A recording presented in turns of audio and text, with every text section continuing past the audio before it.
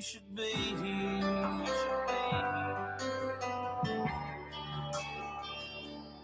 You'd be taking way too many pictures on your phone,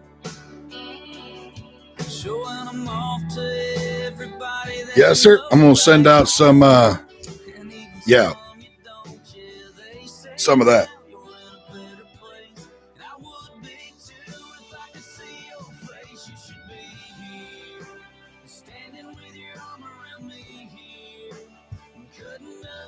All right, let's see here. Where are we at? Boom, bang, bang, bing, bang, boom, boom, boom. Got your name written all over it. Oh, hey, did you get to hear the song that I wrote? Obviously, you didn't hear it. Hold on, I'll put it up. Hold on a minute. Yeah, I just finished it up today. Here it is. Boom.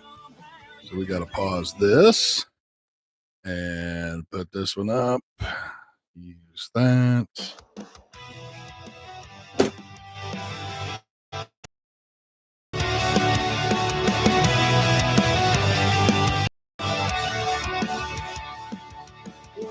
Today with blue skies and fire in my eyes, skipping along to the beast of my own, trying to keep the monster inside. He wants not to play with all the little boys, teaching them all to quit playing with toys.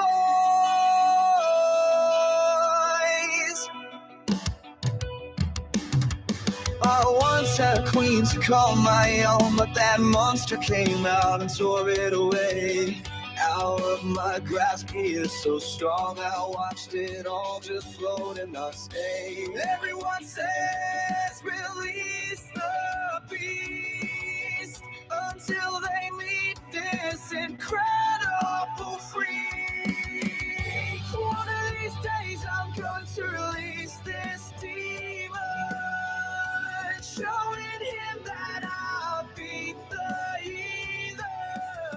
Skeletons burn from my past untold. How did they find this wondrous hole? Come hither, you bag of bull. I'm going to destroy you, break the mold.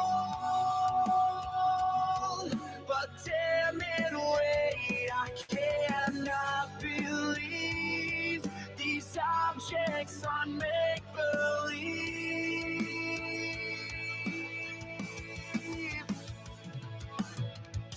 Keep coming back, I hate to say, things will get better day by day.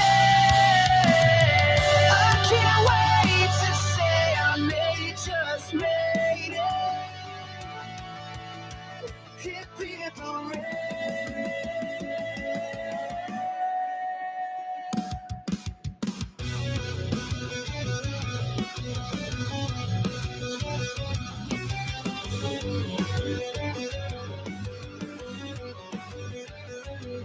Well, here I go again and again. Let's play this game.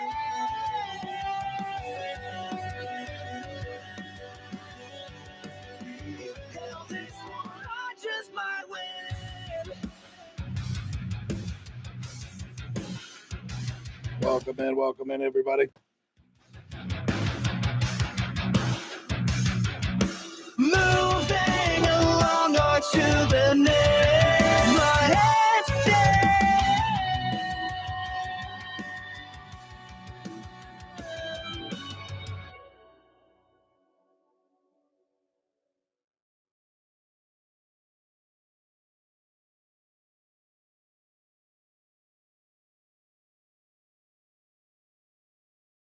Yeah, so there we go. Wrote that about trucking. Didn't know if you'd had a chance to hear it or not yet.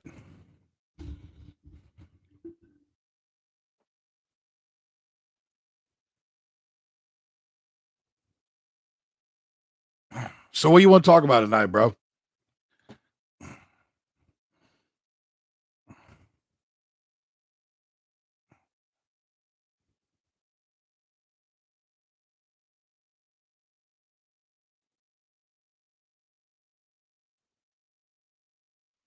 Oh, the one on the bottom. Yeah, Dave, that was my song.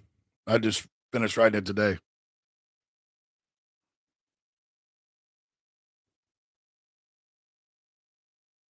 Did I lose you?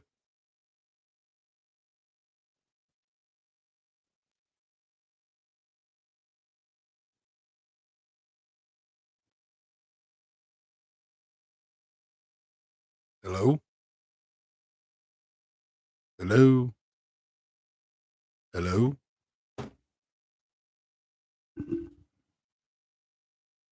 There you go.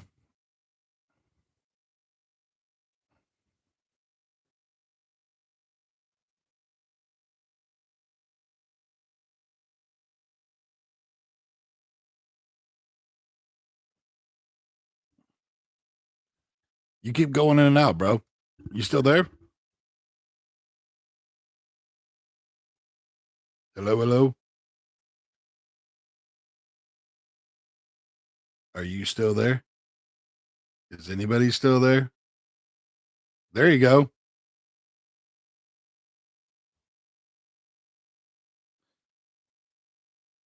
Gotcha. Gotcha. It just got really quiet there all of a sudden. I was like, oh.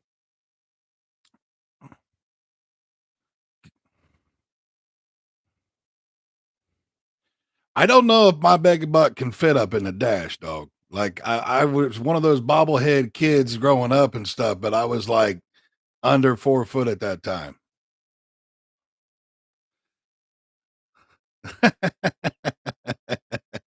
uh, well, hey, I wore my shirt for you today, so I just figured I'll put it out there. That way.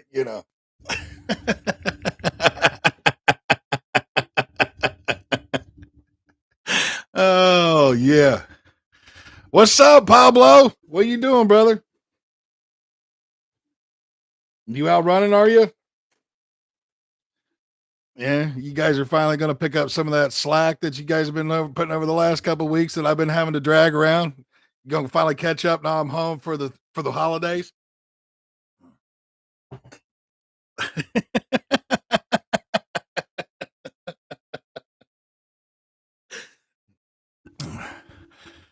I got to talk a little shit. I can't just sit around and not talk shit for a little bit. So, yeah,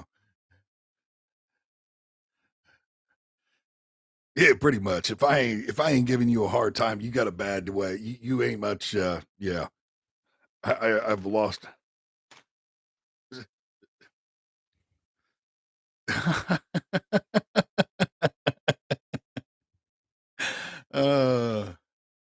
Now I'll be back out there Sunday, boys. Yep. I got to run down to. I got a load going down to Houston, pick it up Monday morning, and Crosby, but it's like 20 mile outside of Houston. But yeah, bro. I don't like to mess around up in the cold ass weather. I don't do all that. I leave that to you, dude. That's why you got that whole Northman name. I'll let you run all that Minnesota and North Dakota nonsense. Like I was over here about ready to die just having to deliver over in fucking New York here last week. I was like, if the load wouldn't have paid $7 a mile, I wouldn't have even took it, to be real honest.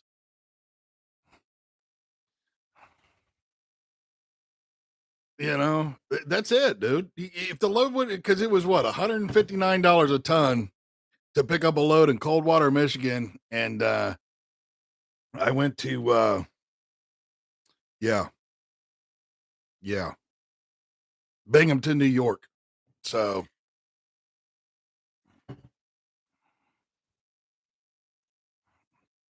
what do you got on about 6 stops like usual?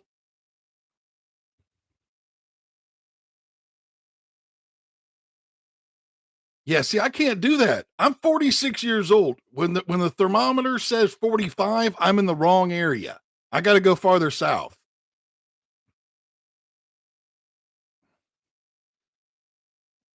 Yeah, that's it. I can't mess with all that. I really can't. Dude, I was out there where I had a t-shirt, a pearl snap, a hoodie, and my extreme Carhartt jacket on and was still shivering. Like, I don't do this cold, man.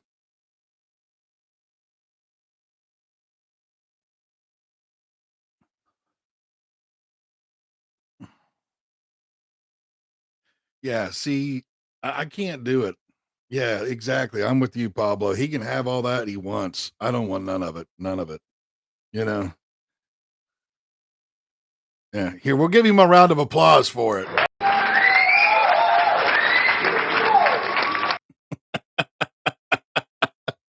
Uh, uh.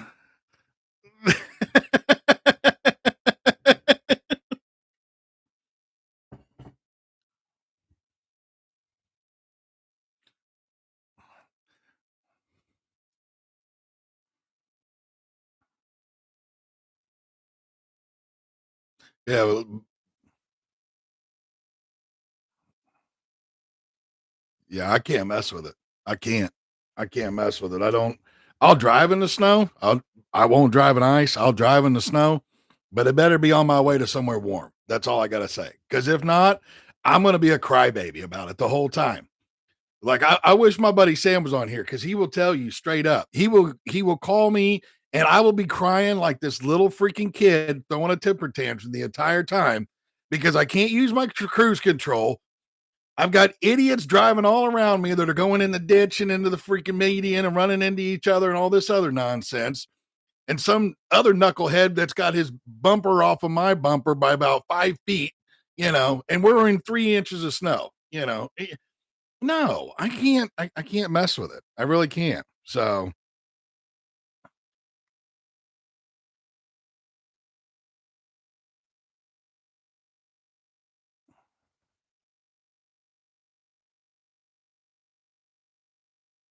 yeah, I can't mess with it.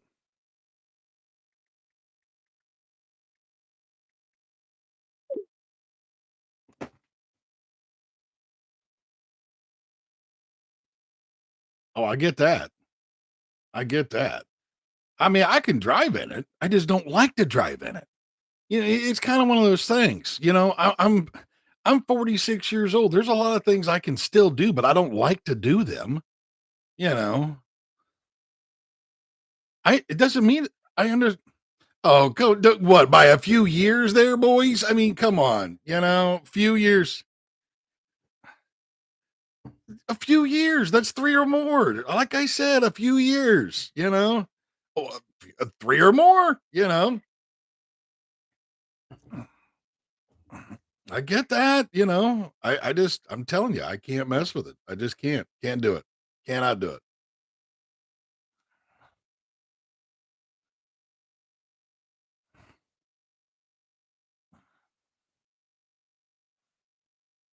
Yeah, I hear that. I hear that. Yeah, if I can as long as it's warm weather, I'm good. If it ain't warm weather, I'm not so much good. I'm really not. Yep, really not.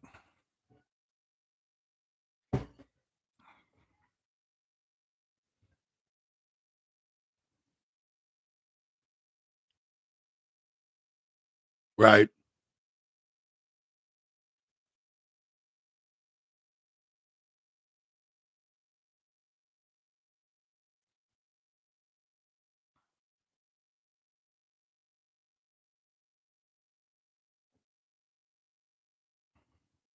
I hear that. I'm the same way on that.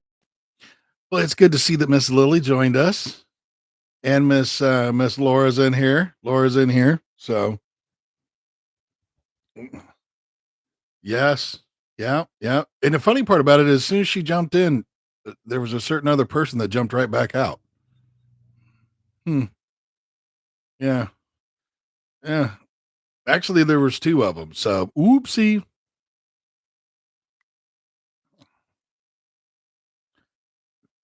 Yeah, I got your text there about that one, Pablo. Yeah, you seen that too, huh? Yeah, I seen that. Yeah, I seen that. I seen him jump in, jump out. Yeah, I did. The funny. Well, look, I tagged him. I tagged him in that video that I just put up there about the MC numbers and this nonsense of 2 million carriers since COVID bullshit. So, and he come back and basically said that he didn't do it except for like him and Vince had like reposted a couple of the posts that I had seen that had talked about it. And I'm like, well, then apparently you must have accidentally reposted it. So I don't know, you know.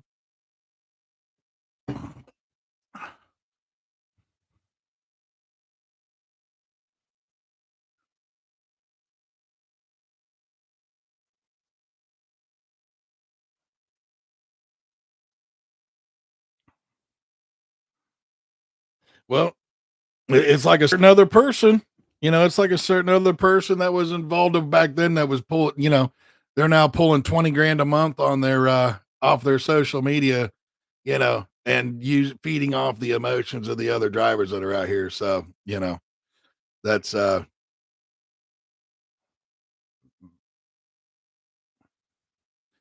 yeah, he's got a little background noise. Watch. So turn the air conditioning on. And how is it 70 degrees when it's like,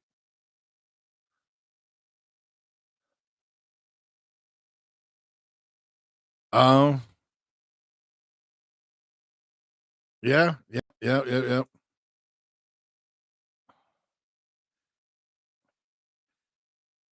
Oh, I can do that. I can do that. I sang Matt a lullaby the other day.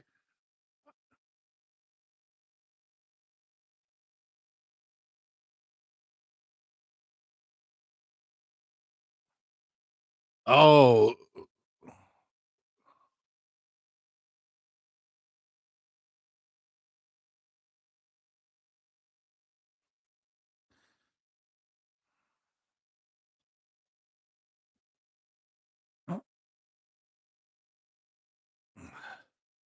yeah.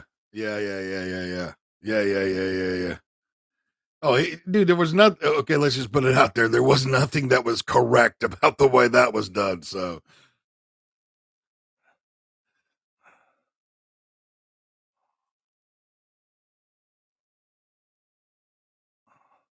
oh, here we'll put her in the big box. Then we gonna put her in the big box.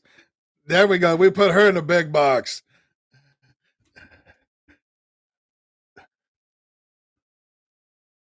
Or yes, yes, yes, yes.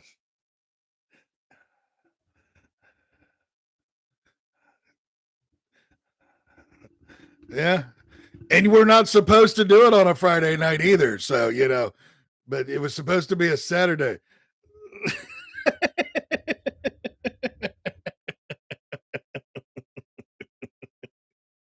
Oh, oh, that's awesome. It was good. It was good for me.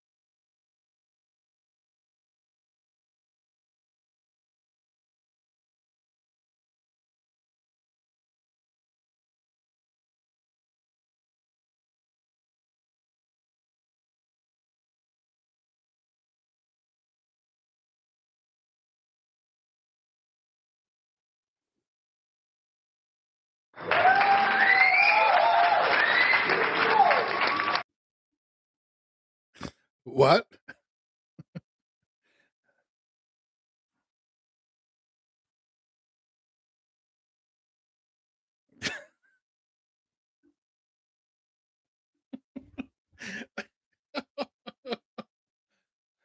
Oh,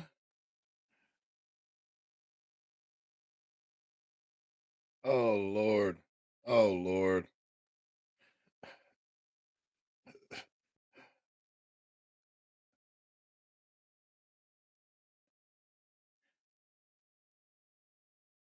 Oh my. Oh my. Oh my. That's yeah. Oh my. Phew.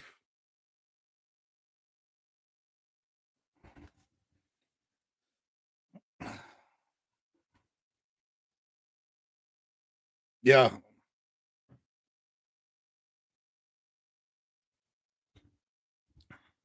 Yeah, y'all don't get blessed by my presence back out on the road till Sunday, Monday. So, you know. And Lily, I'm just gonna warn you so we don't have to listen to the crying next time that I will be stopping at my favorite truck wash in Indianapolis on Sunday night, just in case if you have a load heading that direction, so that you don't leave your headlights on while you're parked and get snapped. So I'm just saying. I'm just saying. Do do I need to bring the picture up? Do I need to go find oh no? Oh, okay. Okay. Okay. Listen, Martha.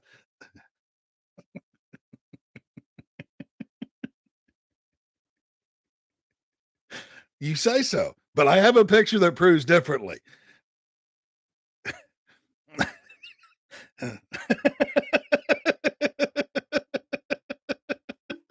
Well, no, I'm just trying to warn you.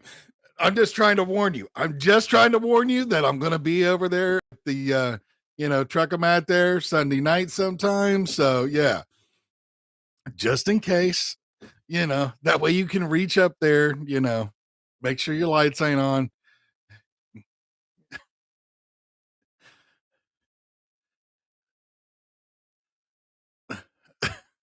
Oh, Lord Jesus.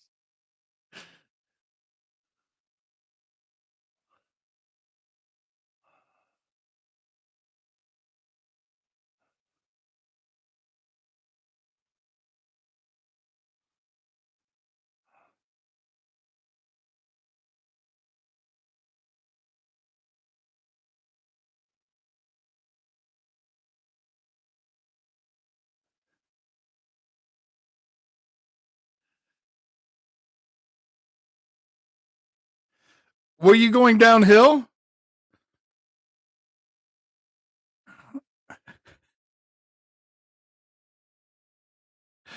I'm glad you guys don't listen. I'm glad you guys do not look at my speed then on the Life 360. That's all I can say. Then do you need to shut up then, sir, before I got DOT knocking on the door, okay? Let me just put that one out there. Jesus. You know, we do outlaw shit. We don't brag and produce outlaw shit, okay? Come on now.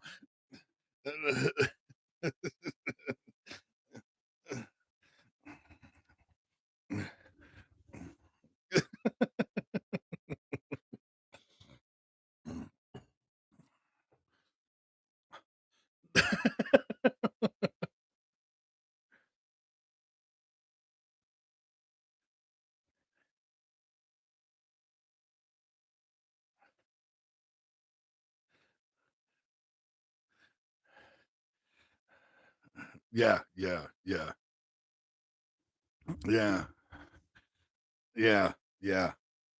Yeah, that's what she says. Look, I'm gonna just put it to you this way. I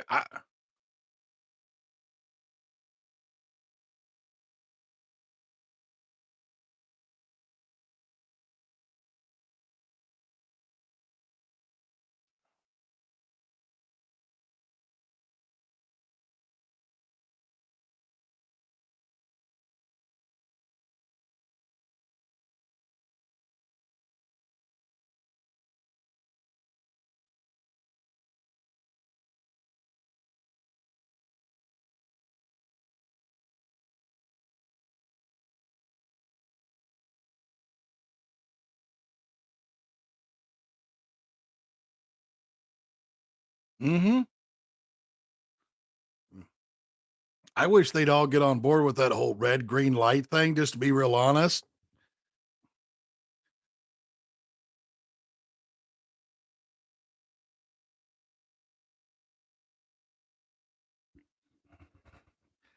Well, I like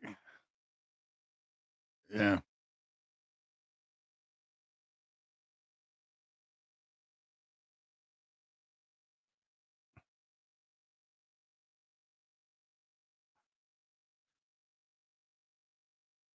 Yeah, I'm gonna just tell you right now, that pre-pass there, Laura, I have it in the truck. Yeah, the scale in Bland, Virginia, yeah, let's just put it this way, they had my picture and they finally got me after, I don't know, blowing it about 12. Well, yes and no. I'm just gonna say that. I happen to know the hard way. You know, I would the reason why I want the red and green sign is because in that way I know whether or not if I need to go past 75 mile an hour before I hit the scale. That's what I need to know. Because then it's harder for if I go flying past, a lot of times they're like, yeah, fuck it. I don't want to go touch that guy. It's just too much work. Unless they're just like in a really bad mood, you know. Because I will tell you, if I see the green, oh yeah, no, we're yeah, we drop a gear.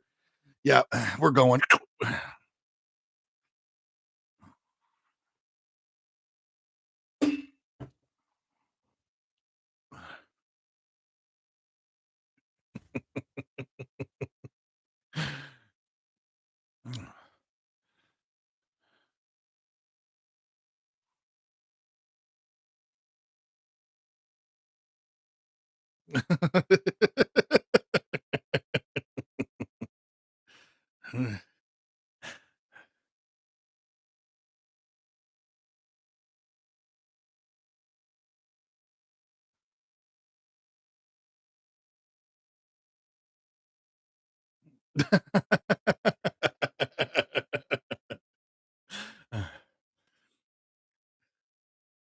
That's why I put 12 inches of zero. I've got literally zero tent, 12 inches up at the top of the windshield. So it's, you cannot see anything up there. So,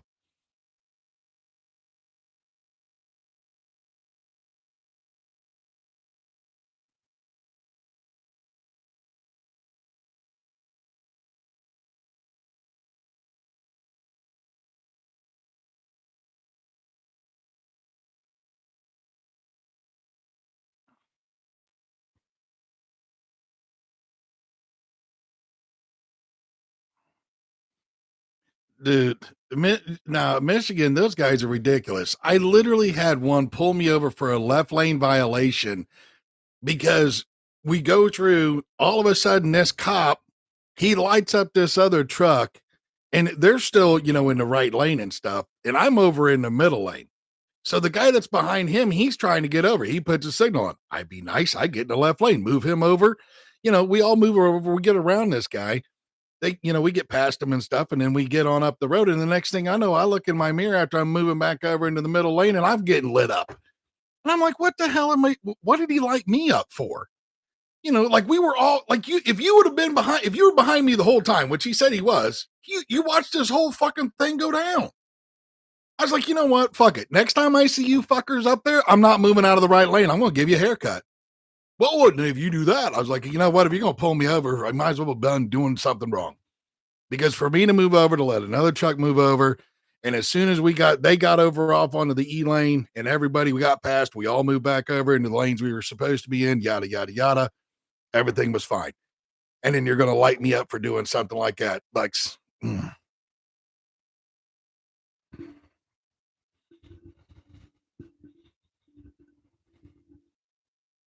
right, right. Oh, I get it.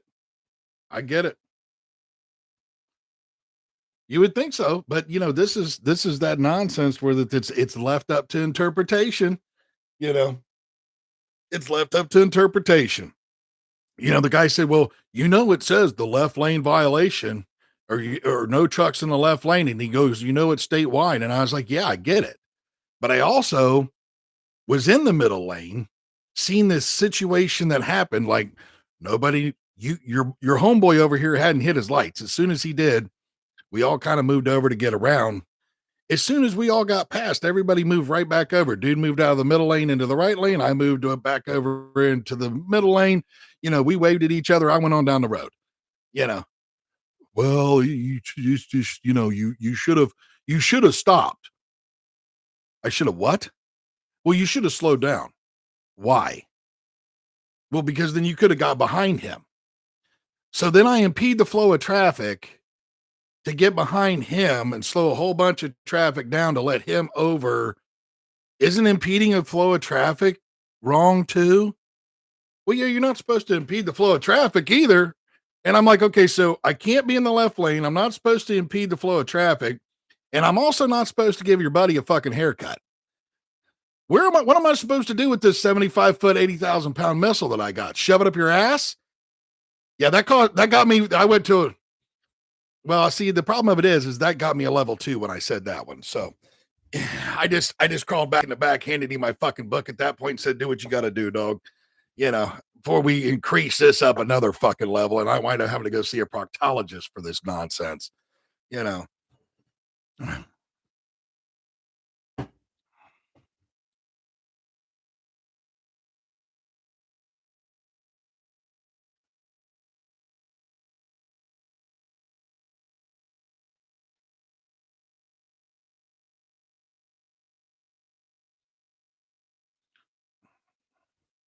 See, this is why I haul ag, so I don't have to mess with Jersey. Oh yeah, see yes. This is why I haul ag, so I don't have to mess with Jersey.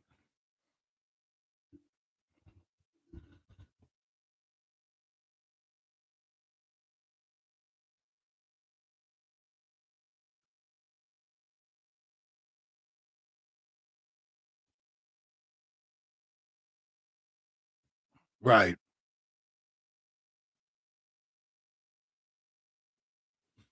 It's very much crazy. So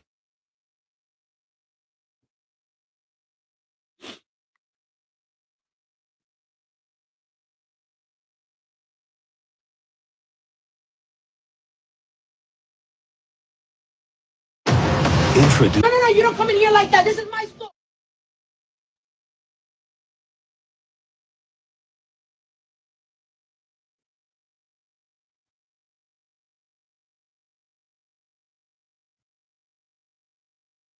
a lot, a lot.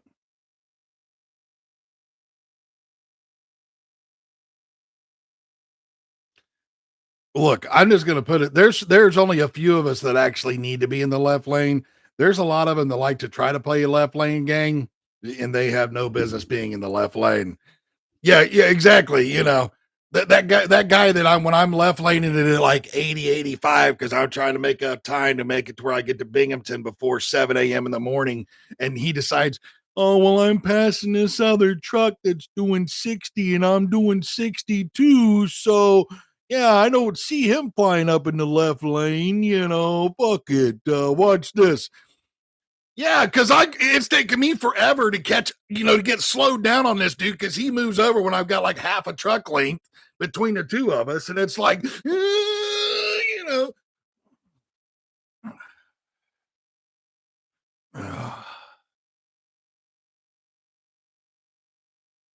Yeah, I can't mess with it. I just, yeah, it's, this is half the reason why they want to put it together a speed limiter is because of that nonsense. So when you see like who was that young lady that just put up and everybody went crazy on Trucker Talk about her because she went on this like 10-minute rant about why semis and semi trucks don't need to be on the road or something or in the left lane or whatever and yada yada yada. It's just happened here within the last month. It's the same nonsense. It's because of all that people are going to push for that speed limiter. What they don't understand is now nobody's going to be passing.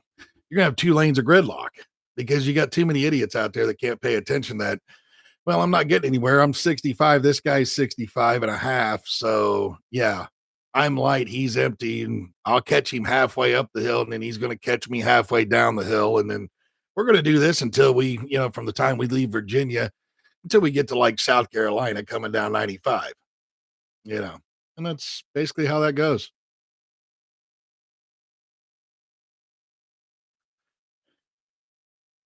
Well, I'm not gonna lie.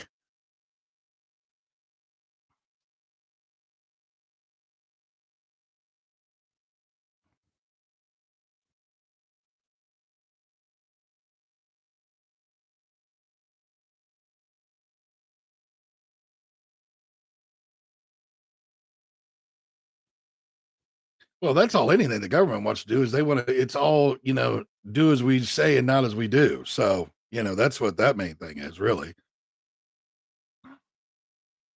They definitely do like the I'll vote for you, Lily. I will. I will. So it'll probably be the end of me, because I like to give you too much of a hard time. That I'll probably permanently have a Secret Service agent up my ass, like literally 24/7. What'd you say to her again? I don't even which time, bro. Yeah, they see. I'm just gonna be like, which time? Which time, Bob? Which fucking time? In the last hour, I've said 6 things. What are you talking about?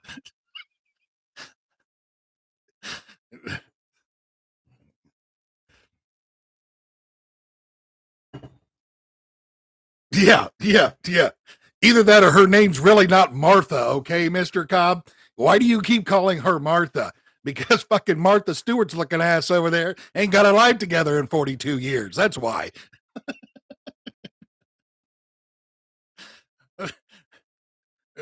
I was trying to be nice and give you the benefit of the doubt there, but see, this is why I got to give you a hard time. Even when I try to be nice to you, it's like you got it wrong. Okay, Martha.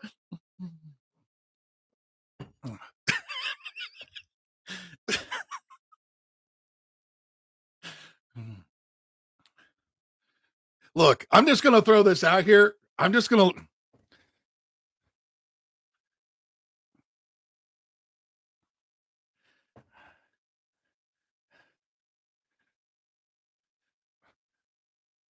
No, you're not, dog.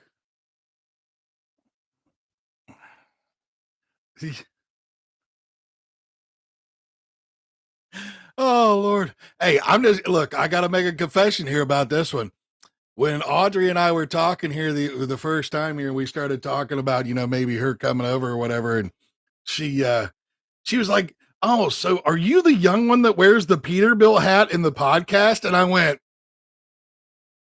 "No, he's actually 5 years older than me." She's like, "Wait a minute, you're the one with the beard?" And I'm like, "Yeah, I'm the one with the beard." Yeah. She's like, well,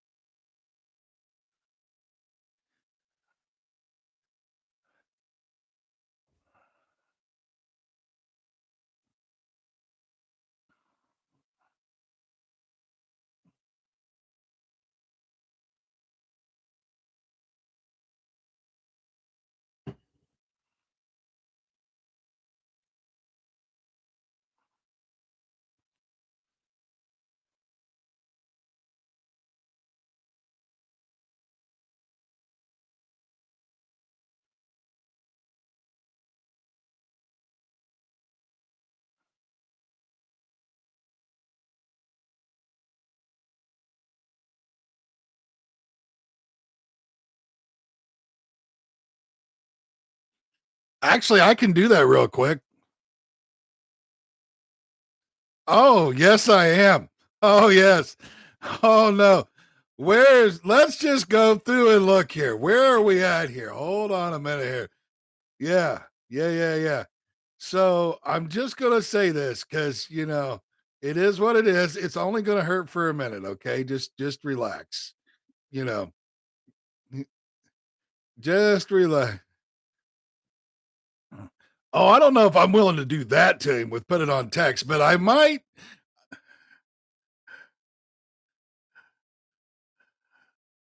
Look, look, we are all family here, and so we should all know the tea.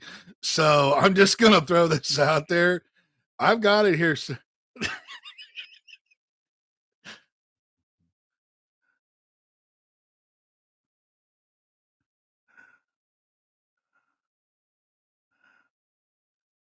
Well, I'm trying to find the picture. Just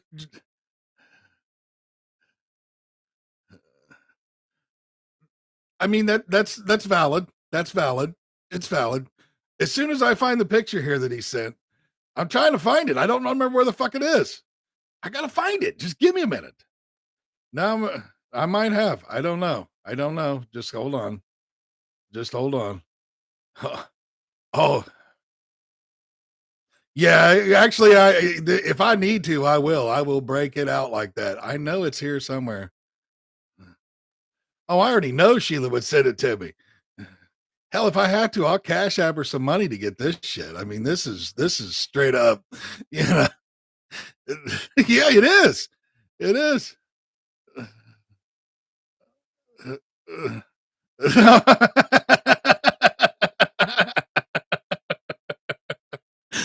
uh, damn, where did you send me that? Did you send it in text? I can't even remember. Oh, it was a group text? Good God, man. You know how many text messages I get? Yeah. That's probably right. Okay, so well, I don't know. Well, this is way back. This is like let's see here. Would have been this one. Hold on. Is this got Oh yeah, I think this might be the one. No, it ain't that one. He probably oh, son of a bitch. He actually no, he got off there to actually send me the picture. He literally just sent it over. Yes, he did. He literally just sent it over. He did. Here we go. Here we go. We're gonna get it up here. We're not gonna do it, but here we go. Matt at 13. Okay. Hold on. Give me a minute. Give me a minute. My God. Let's see here. Oh, and the big no, you can blame Lily. It's the big box, dude. It's the big box. Yeah.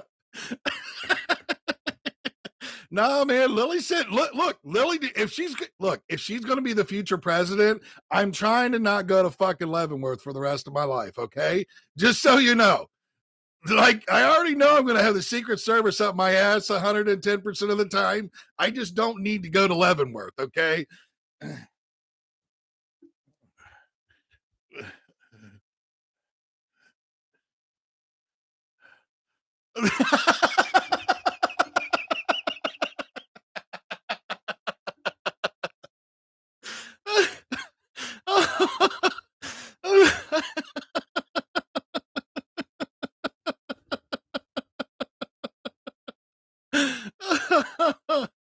Oh.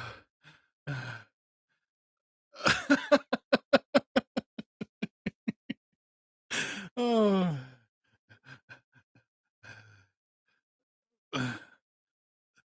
You're trying to bring it up a notch, are you?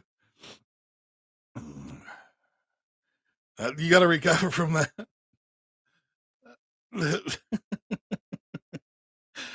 Yeah, well, none of us, all of us are as good as you, Fabio. Okay, so let's just, Mister, yeah,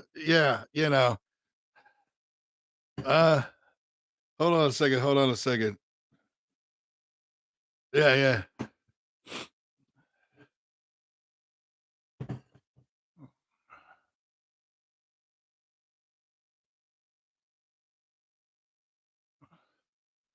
Oh, look at the little one. Look at her. She giving you the side eye. Like, what are you doing, Grandma? What are you doing? See that side eye? Like, what are you doing? What are you doing? Yeah, and now we're getting the tongue. Like, nah. Yeah. Oh boy.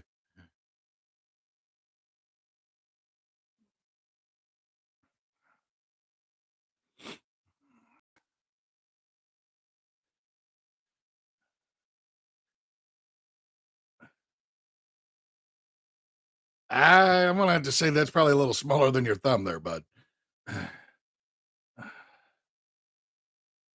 Yeah. Yeah.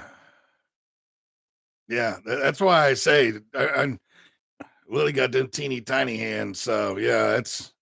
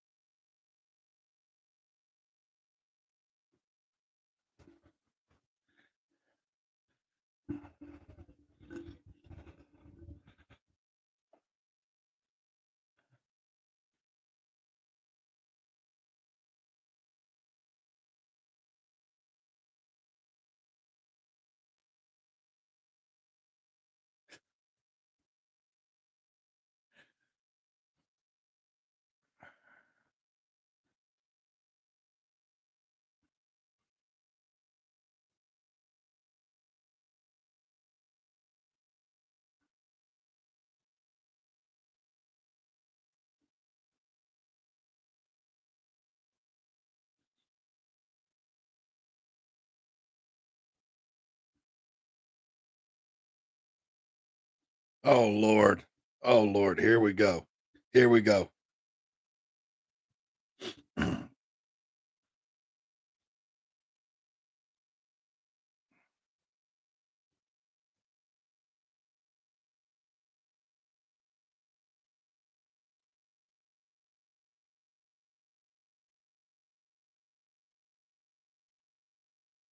Thursday and Tuesday.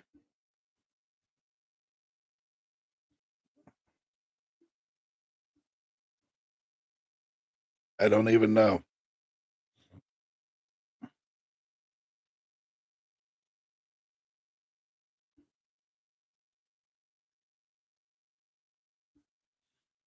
Hey, y'all hold it down. I got to go use the restroom real quick. Easy, easy, easy, easy.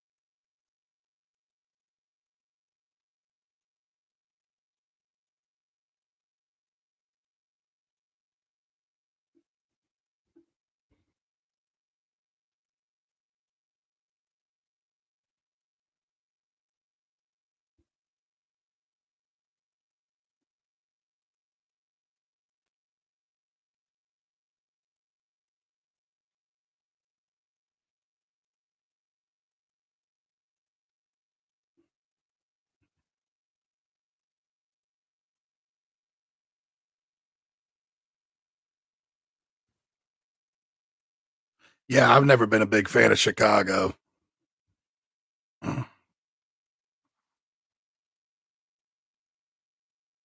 Yeah, I didn't. When I was flatbed, and they used to always try to get me to take drywall up there, and I'm like, do you got anybody that I can switch on like a load going to the five boroughs or something, please? And they were like, wait a minute, you want to go to the five boroughs and not Chi-Town? I'm like, all day, every day, baby. Give me the five boroughs over Chi-Town. All day, every day. And they're like, oh, they what? And I'm like, yeah. And then they finally figured it out when I was getting an extra $200 a load every time I went to the five boroughs because they paid extra to get you to go in there. And I'm like, yeah, I don't get paid any extra to go to Chi-Town, which is just as bad as not worse in some areas, but I can get an extra $200 on the load just to go to the five boroughs. Duh. And most of the loads over there were cakewalk. It was literally pull in, plenty of room, either that or the guys that owned like the companies that you were taking drywall into, they literally shut down the entire road for you. You had plenty of time. They'd literally take a forklift out, put it on each end of the road. Nobody could drive through. They'd stand out there, help you get back in. You get back in, boom, done. They'd even tell you, okay, you want to go out here to go to here, to go to here, to go to here, get on out of there, in and out. They'd even help you roll your tarps and everything else. Yeah, you give me the five boroughs over that all day.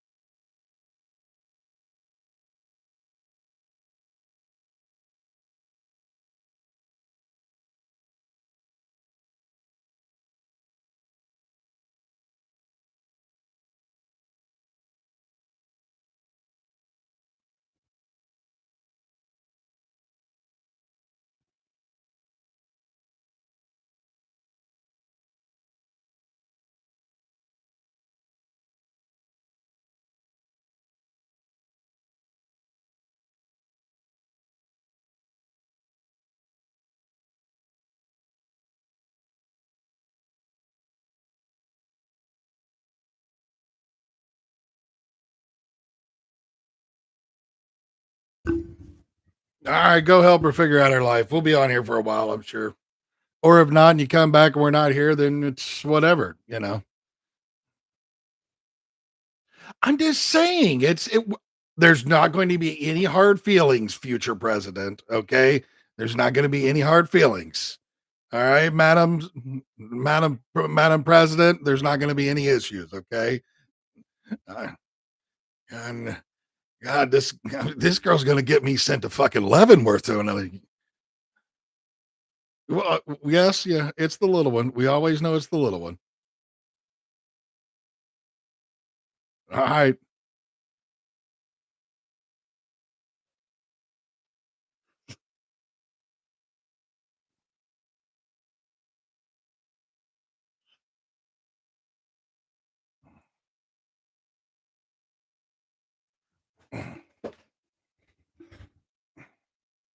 Got the little one. Always got the little one.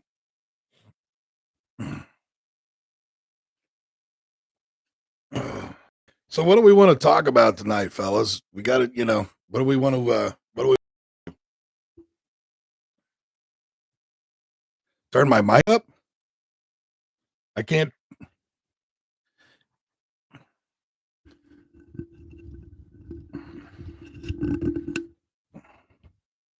All right, can you hear me better now?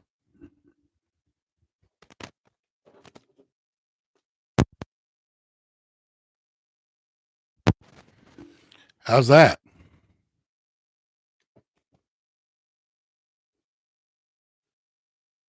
Okay. I mean, I'm kicking it. Is it better now? Okay. I was gonna say, I don't know. It's kicking as high as possible. Like, I don't think I can get the mixer's got it up as all right, that's good. That's good. Maybe it's just the fact that I turned my head away or something like that. I don't know. So, oh, yeah. So what do we want to talk? What's the topic of the day? All right.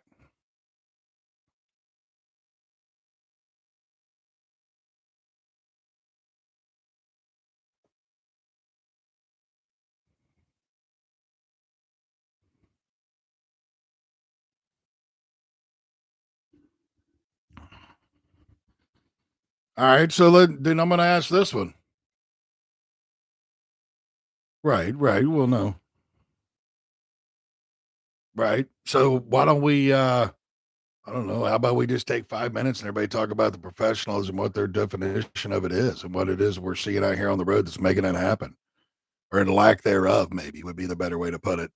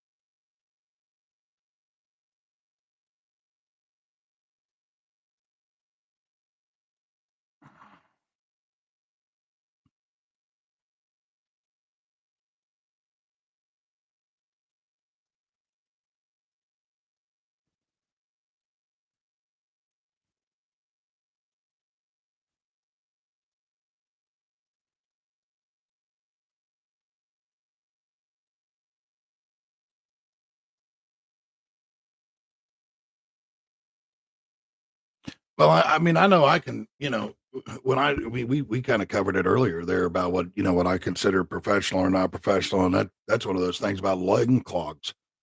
You know, it, we have got to get it in, and I know because I'm sure there are some folks that might be watching, not watching, or watch this later that'll probably have something to say about this. And you'll say, well, that's what the company tells us, because I do know a lot of the mega carriers out there will tell their truckers to, when they're in 3 lanes, you stay in that middle lane.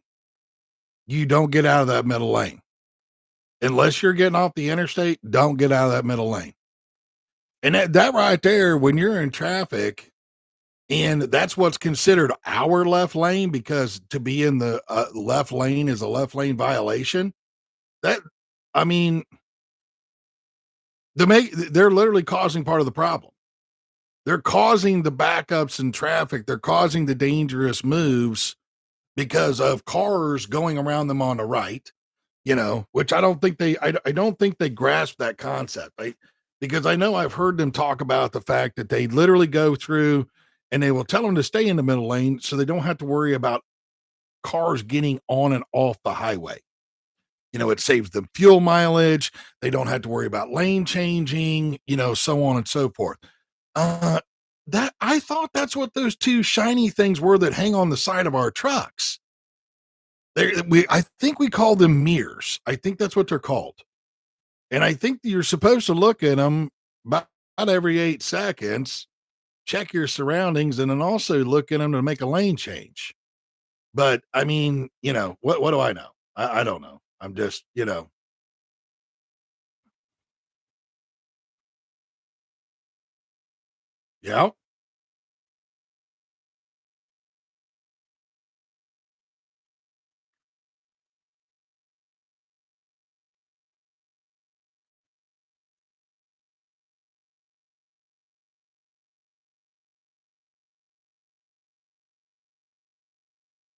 right.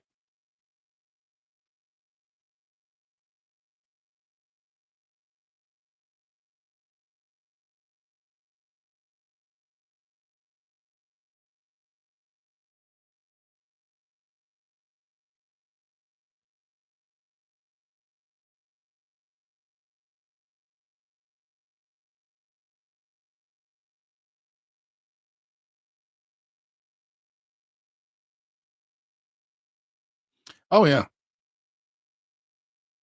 Yeah. And like you say, you can see them in the mirror.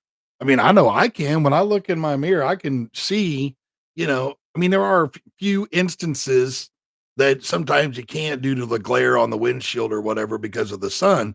But the majority of the time, I can look in there and I can see if they're doing this number here. You see them, they're down there, or you'll see they're doing this, you know, look, it's one thing you look down from it. I know some people look down, because you're going to look down, check your speed or whatever. You're doing this. You look down, check your speed, you right back up. You know, it's not, it's not a matter of that, you, you go through and you're down there for 25, 30 seconds. The other thing you didn't mention, and I know I see it is it's the swerve. You see them, you literally whether we see it coming up on them or you'll see them coming up on you in the mirror, you see them. Yeah, every car or vehicle, I should say, they moved a little bit, especially in windy conditions. But the thing of it is that you really see is when they're doing a lot of movement, if you will. When they're crossing a fog line and crossing a zipper, that's not a windy condition. That's a lack of attention, is what that is. You know, and that's how they bounce them off and see, this is why I don't like going up and driving into the north, because even in those nasty conditions, that we were talking about, yeah, I can go through and do it. The problem of it is it's the other ignorant people that are around me that are going to cause a problem. And they're the reason why they're talking about moving our insurance cost up to $2 million coverage instead of the 750,000 minimum that's out there. Well, it's the nuclear verdicts. Well, the nuclear verdicts happen because some ignorant ass decided to go through and not pay attention, and they ran into a truck, and then they got a hold of an attorney, some ambulance chaser, and then the ambulance chaser found some one of the 19,000 loopholes that are out there to be able to blame the truck driver or the carrier.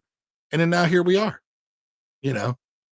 And then they're going back through going, oh, well, because, 6 weeks ago, we see it here in his logs. That trucker was over, he was over his 14-hour clock by 2 minutes.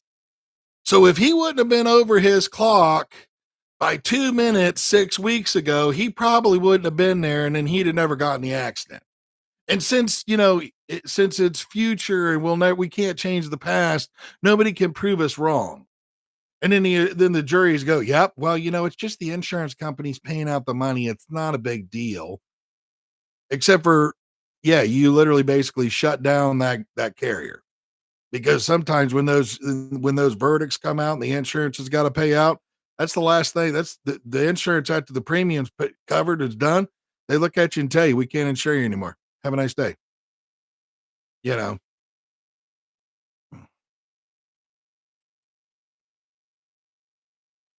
Yeah.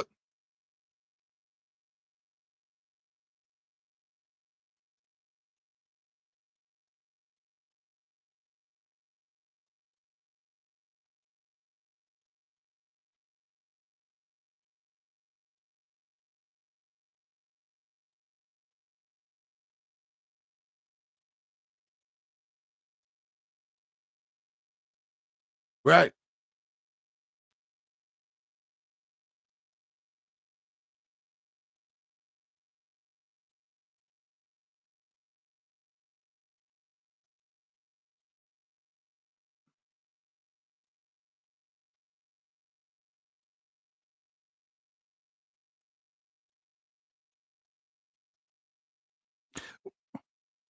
Well, there's that, and then there's also the. Go ahead. Sorry. I was just going to say that the other thing we get into is the safety of it, though, or lack thereof, and the lack of enforcement. Because I'm sure both of you have seen it no different than me. And I don't know. Maybe I'm wrong here in my thoughts. And if I am, somebody please come smack me in the side of the head and let's knock some sense into me. But when we see these other truckers going down the road and they've got their curtain 3/4 of the way up their driver's side window, I don't understand how it is they see what's going on right there by their truck. I mean, I've tried it. I can't see anything.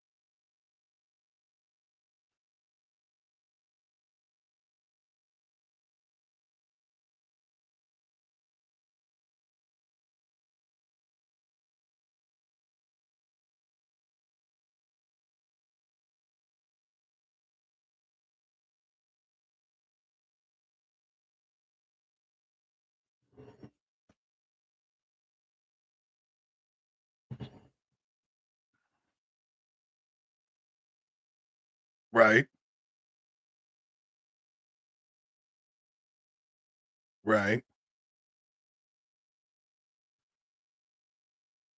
Right. Well, I can tell you, and Matt, Sam. I mean, he's literally he had this conversation with a DOT officer about this passing on the right thing. And it was in a 3-lane situation. Um, the truck was in the middle lane that he was trying to pass. He went out in the left lane to go around him instead of passing on the right, because we've all seen, I mean, what do they say? Passing side, suicide, as far as the passing, you see the stickers on the back of the truck. So it's like if you're gonna go to the suicide instead of going to the pass side, you know, but he literally asked the DOT officer, he said, "Look, so we've got I pass him on the left because we're not supposed to pass on the right. No sooner than we pass on the left, you pull me over." And he goes, "Yeah, well, you were in the left lane." He goes, "Well, what was I supposed to do?" He goes, "Pass him on the right." He goes, "But that's not safe." He goes, "Yeah, but then you're not in the left lane." Wait a minute. You're supposed to be out here to protect and serve, jackass.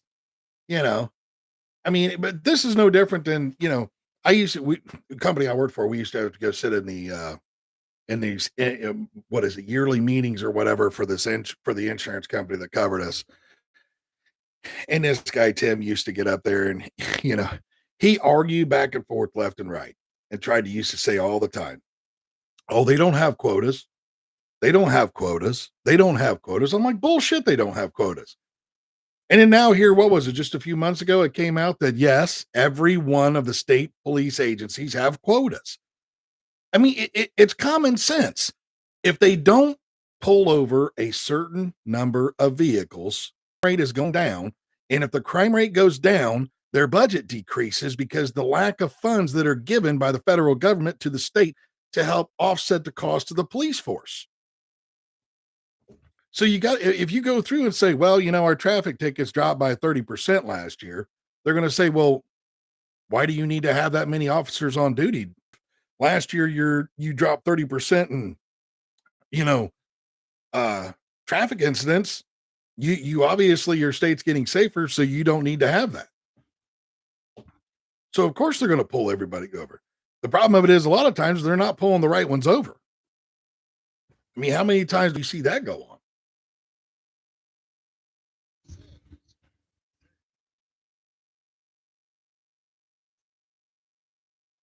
Right.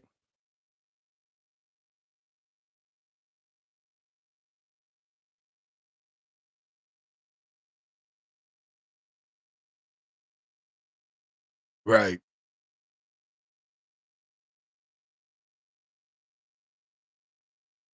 Mhm.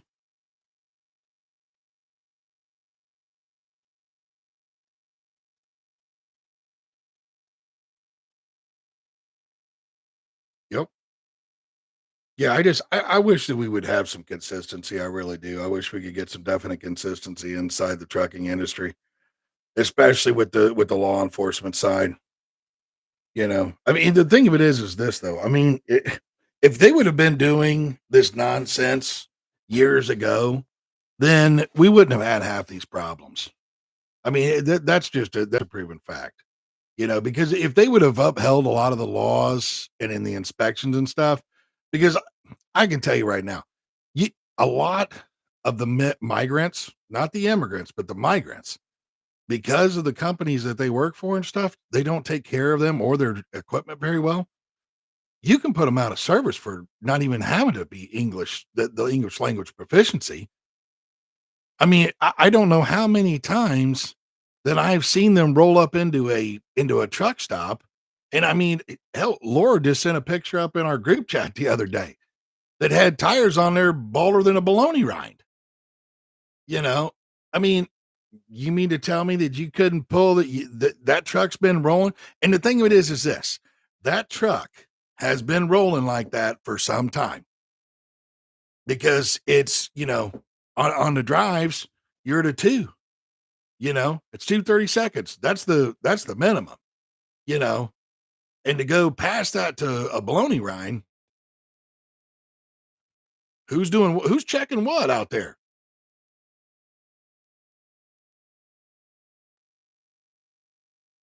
How is that education on the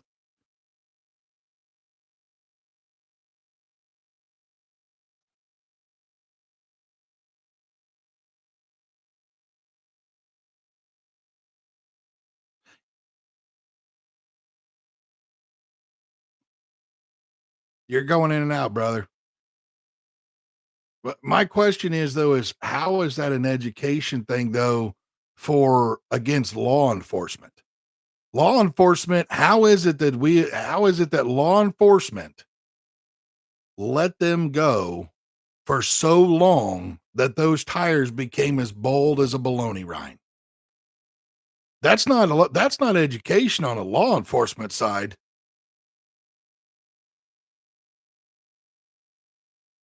Yeah, and I was talking about it, and I'm talking about well, but see, this is the thing. You don't need a tool.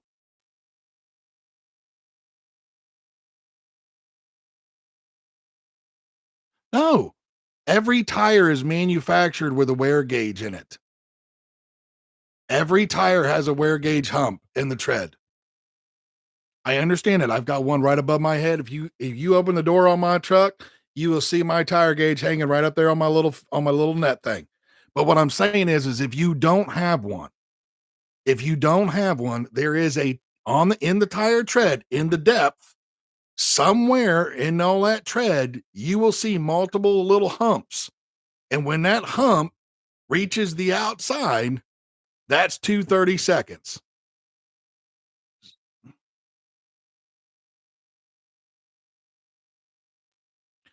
Well, I understand that, but this is where I go through law enforcement. How are they missing it? How did this truck drive for well, hold on. How did a law enforcement how did these guys literally drive long enough with a baller than a bologna rind tire or from a 232nd down to a bologna rind? They drove around for that didn't just happen overnight, guys. I mean, I don't know how long does it to wear off 232nds off a tire?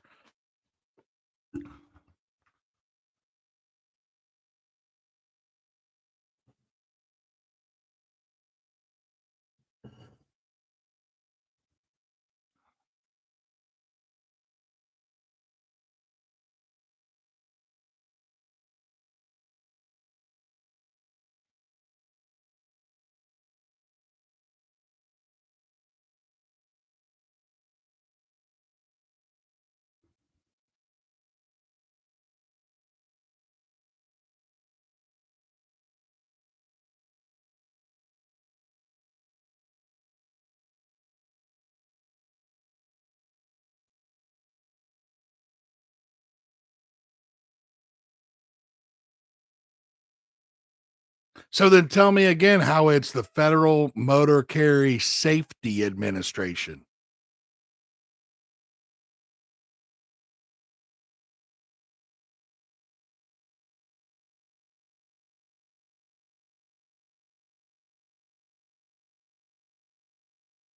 Mhm.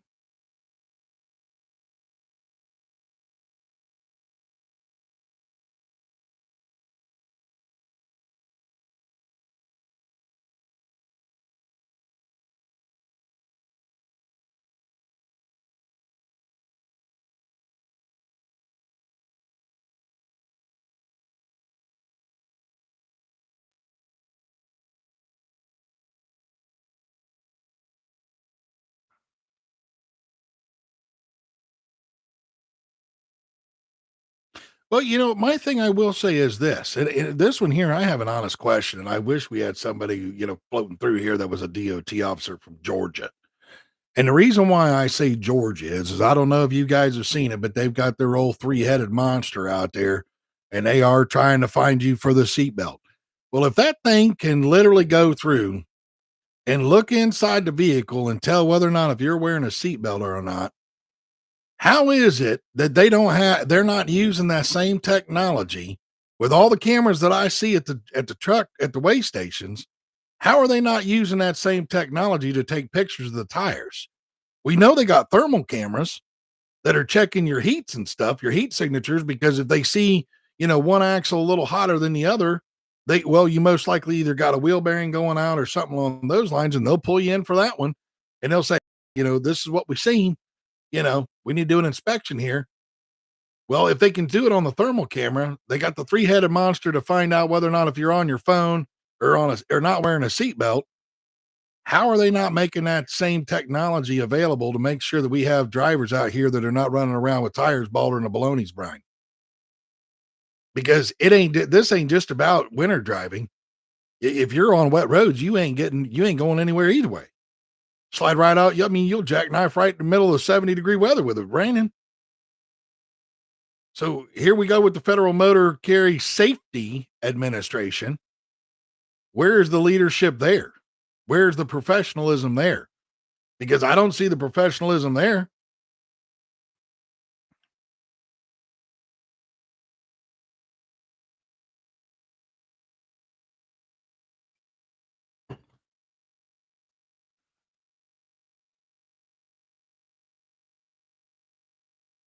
Right?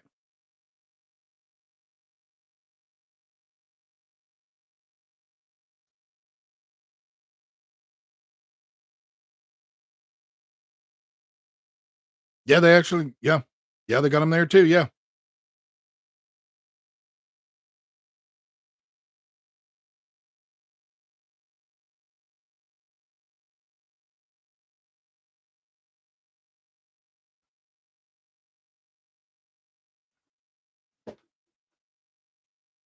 Oh, for sure. Yeah, for sure. Yeah, for sure. 100%.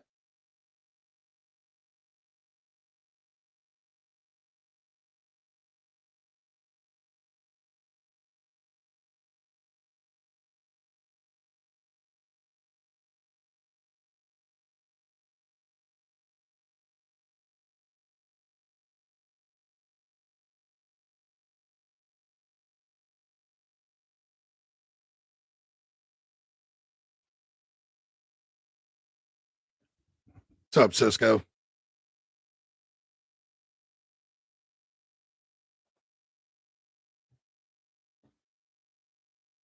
Right, right.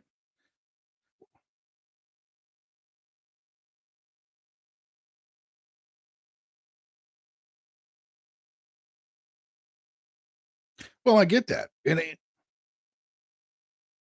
Yes, yes. Yeah, for sure on that.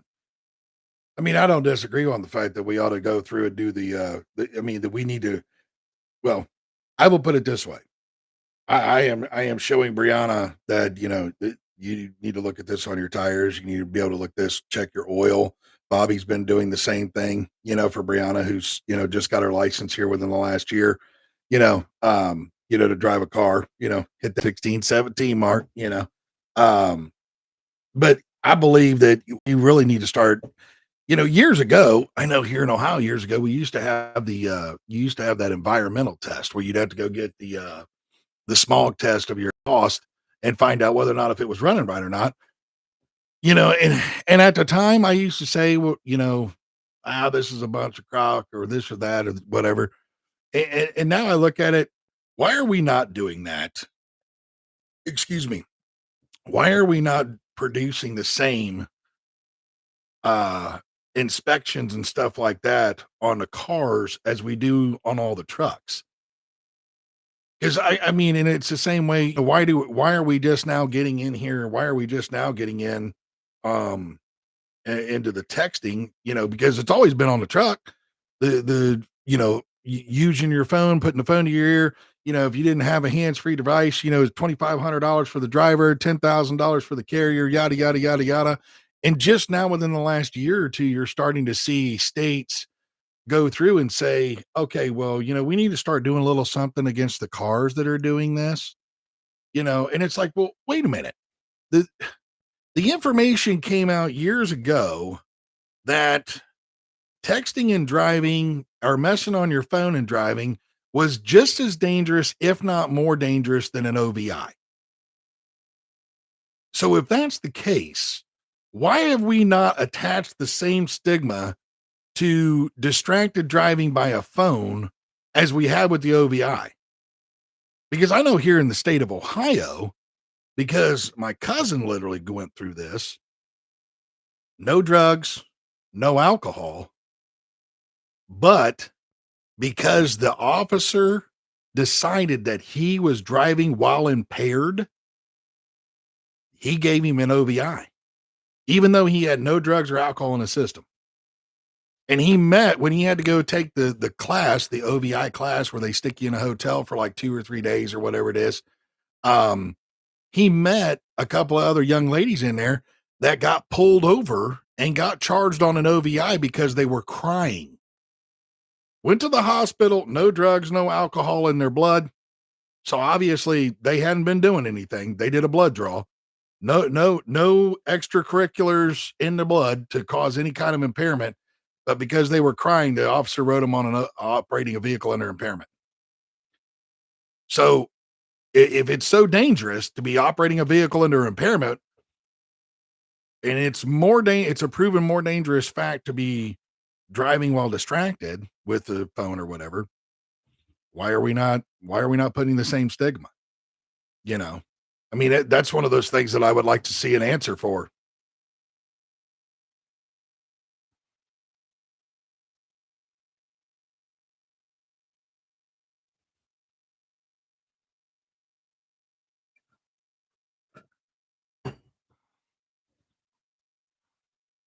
Yes.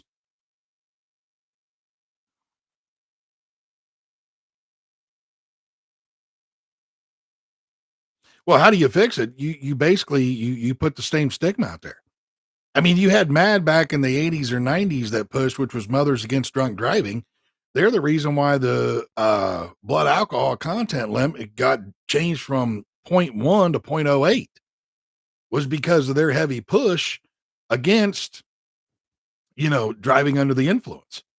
So, but the thing of it is this: we see all these commercials out here, which I remember all of it going is the same back then, because I mean, there's still videos somewhere that you see posted up where all these guys and gals were upset that they couldn't drink a beer while driving home from work, you know, and these videos were back in these interviews they did back in the 80s and 90s when they changed it up to where that you could no longer, drive under the influence.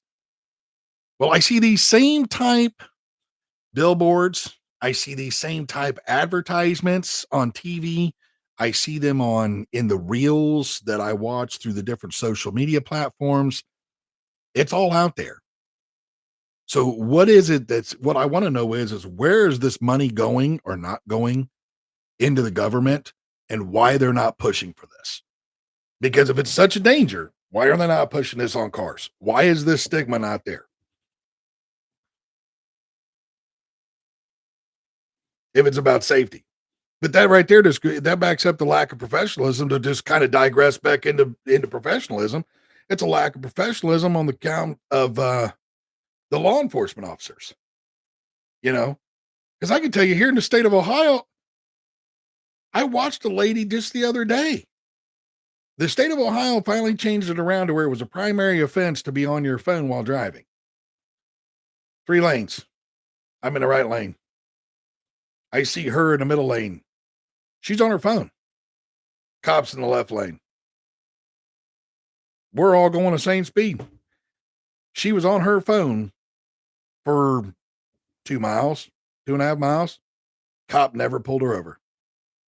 Never pulled her over.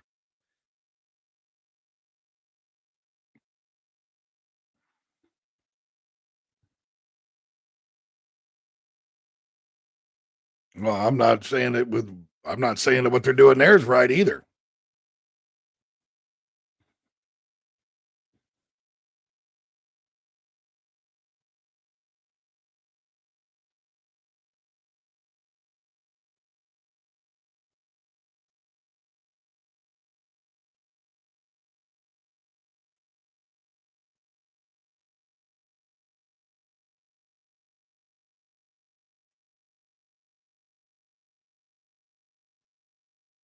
Oh, you're talking about that AI stuff I think I read about.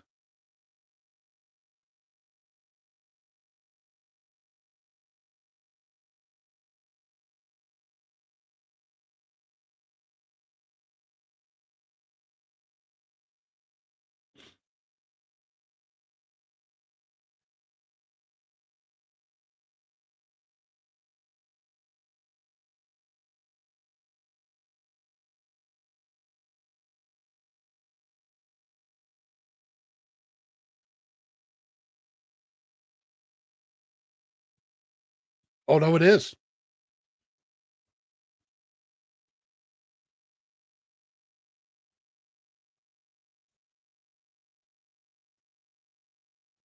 Oh, it is. That for sure is. That's a definite that's distracted driving.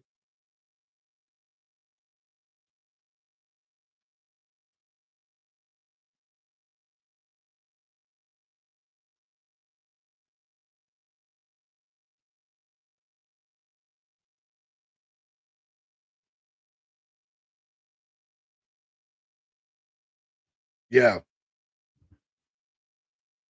yeah. Yeah, it was they were gonna try to push that. They never it didn't go as far as what they said it was going to, so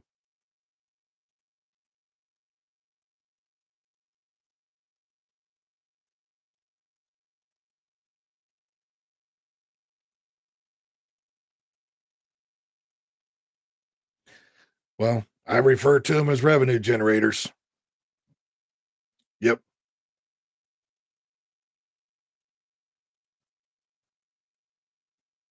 Well, and that just goes to I mean, it's a broken system, you know? The whole system's fucking broken, though. I mean, just to be real honest, the whole damn system's broken. From the FMCSA to the United States Department of Transportation to the fucking brokers to the carriers to the whole system's broken, you know? I mean, it really is. And a lot of the truck drivers, well, and that's where, you know, we were just talking about the ones that are running in the middle lane, you know, just because JB Hunt tells them to do it or whoever it is they drive for that's a mega carrier, you know, not to mention the carriers that go through and are cutting each other carriers' throats on rates. You know, if you go through and you know, would you see a load that's $4 a mile and and of course, this is where the broker should send out if you already go through, if you're a broker and you're allowing rate cutting as such, you're part of the problem. And I'll stand on both feet, all 10 toes on that one. If you're going to go through and you talk to a carrier and you say, okay, we're going to agree for this load at this rate, that's it. If you go through and pull that backsided bullshit that they like to pull a lot of times, where somebody else calls in and says, "Oh, well, you know, I'll take that load. I'll do it for less." You know, what what kind of integrity as a broker do you have to allow that to happen? Hey, Cisco, come on up, buddy.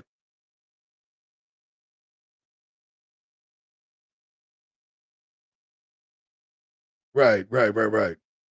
Well, I know it's not, well, so it's about the money for sure because the broker's obviously going to want to make more money. But there's an integrity thing that needs to happen here and needs to be brought up that if a carrier calls in and they agree to a rate, then that rate should be done and that should be sent out. And, you know, if that isn't the case and you're allowing other carriers to call in and cut other carriers, even though you've already agreed to a rate with another carrier, that's an integrity problem. That's an integrity problem. And if that's the case, there needs to be some sort of recourse that needs to be able to happen to that. So,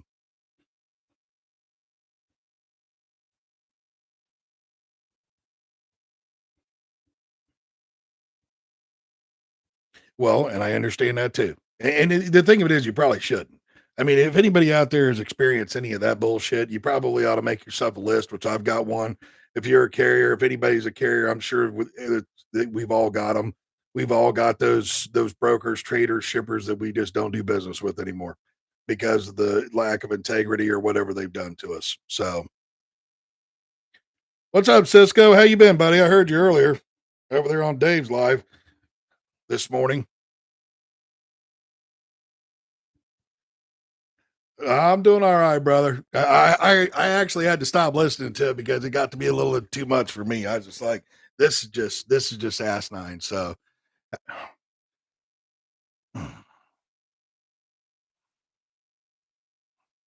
yeah.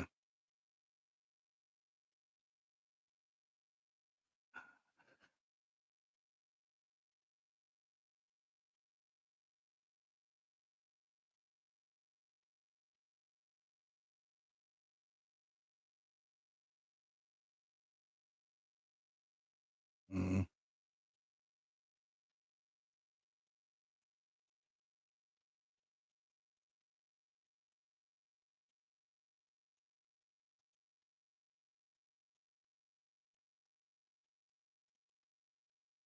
Right.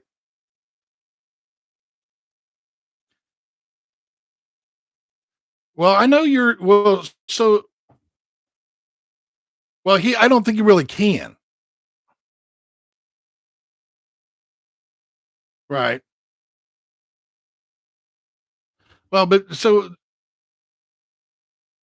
let me just ask this one, and I don't know if you guys. I'm just going to introduce Cisco here, and I mean, correct me if I'm wrong, bro, but he's got like 6 or 7 trucks. He's a small carrier. Also has his own brokerage and stuff to broker, some of his freight out when he needs to or whatever. Um, you know, I mean, so what is your take then, I guess, Cisco, on what direction do you think we should take? I don't know if you've seen much about what we kind of are about or whatever we're all about, educating the driver and carriers and stuff on how to be profitable and knowing your rates. And if you don't know your rates and you don't understand proper business acumen, you probably shouldn't be in this business. So, because not everybody gets to play on the NFL football team, and being an owner operator is kind of like playing on the NFL football team. You've reached the pinnacle of what you're going to do. You're no longer a company driver. You have full control of your life and everything. So, I mean, what's your take on it all?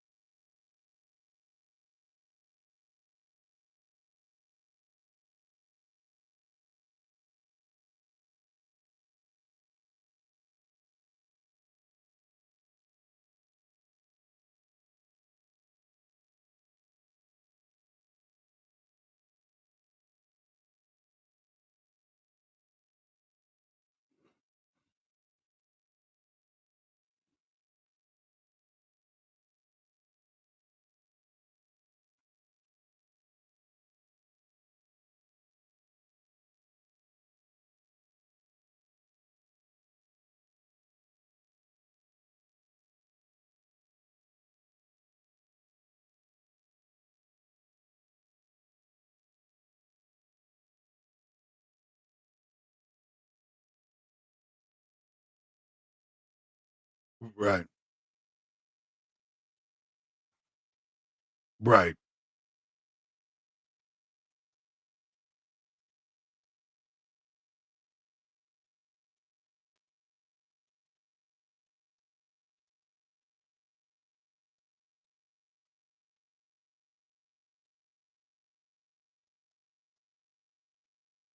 right, right, right.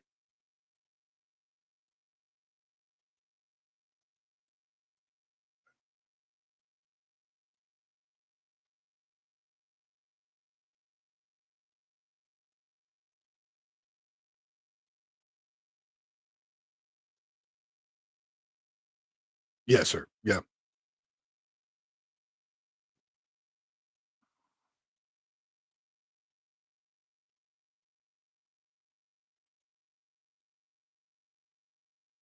right,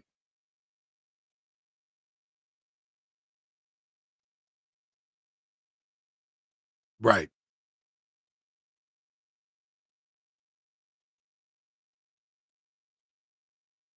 That's that lack of accountability that we talk about.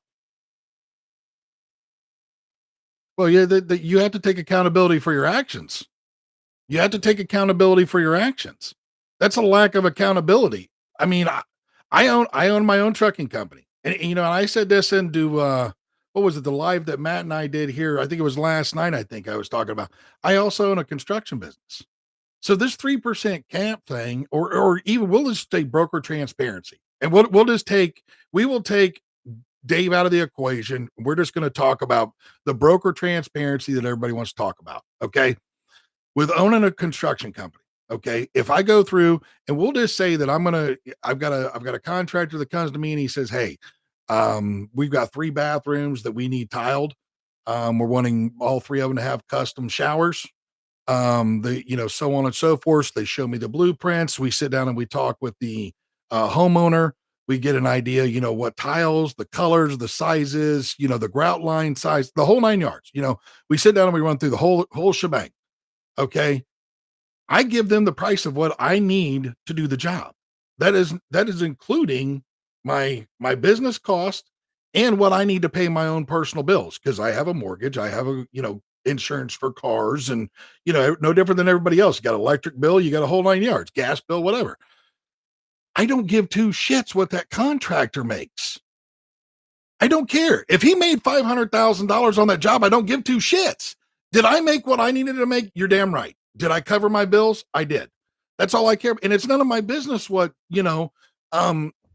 any of them make around here. I'm not going to drop, customers that I use. I'm not going to drop their name, but any of the contractors I work with, because if I'm not driving a truck, I'm building decks, I'm doing kitchen and bathroom remodels, whatever.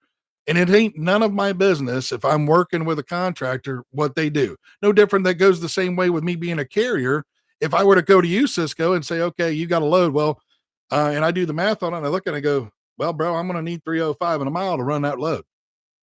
You got two options. It's either yes or no. That's it. You either take that or you don't, and I either go, or you come back at me and you go, it's 290 a mile is the best I can do for you, Mike. And I go, well, I can make that work because the one I just took down here paid me $7 a mile. So I'm going to make $3 a mile on this one. So yeah, it's 10 cents less. I'm not only going to make 30 cents profit on it instead of 40 cents profit on it. We can make it work. You know what I mean? Or I just look at you and you say, sorry, it's below my cost. And I don't give two shits what you're making off. If you're making $5 a mile off of it, I don't care. It's none of my business. That's like asking, that's to me, you know what that's like? That's like asking another man what color underwear his wife's wearing. That's exactly what that is to me. It ain't none of your business. Exactly.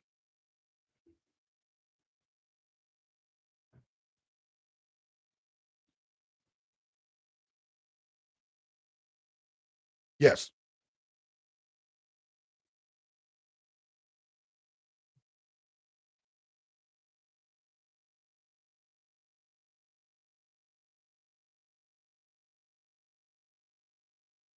Yeah.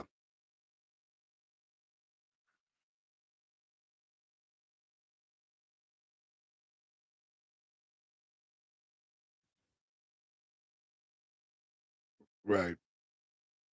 Right.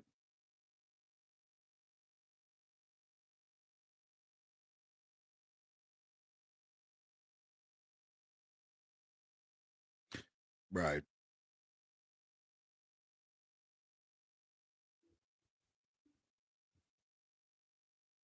I think his problem is if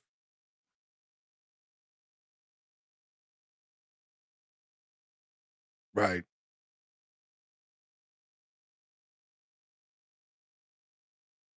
Well, I left his administration. So that's how much I don't follow it.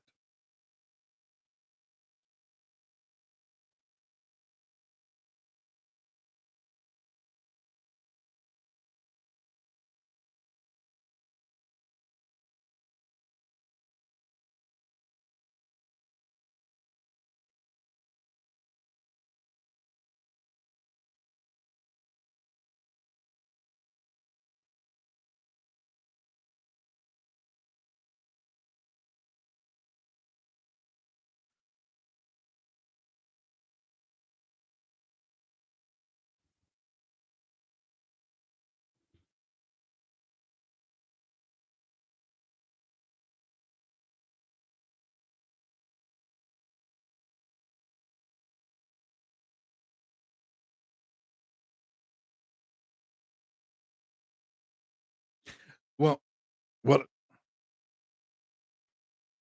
well, see what I think it is to me, I'm just gonna put it out there. I think it's all about money.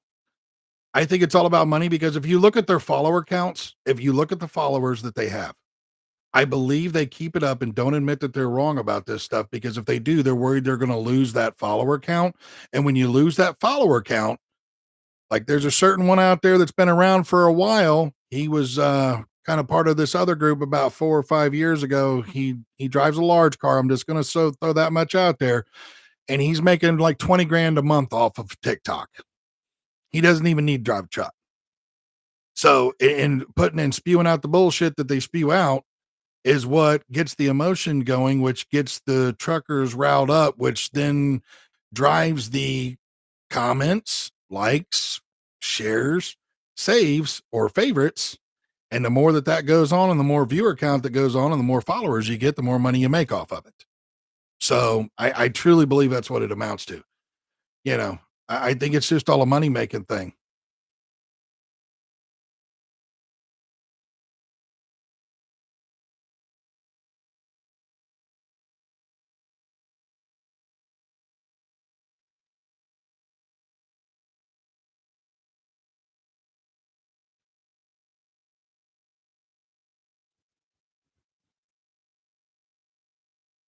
Right.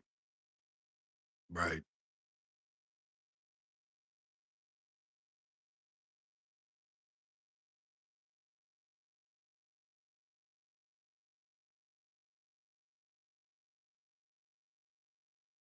Right.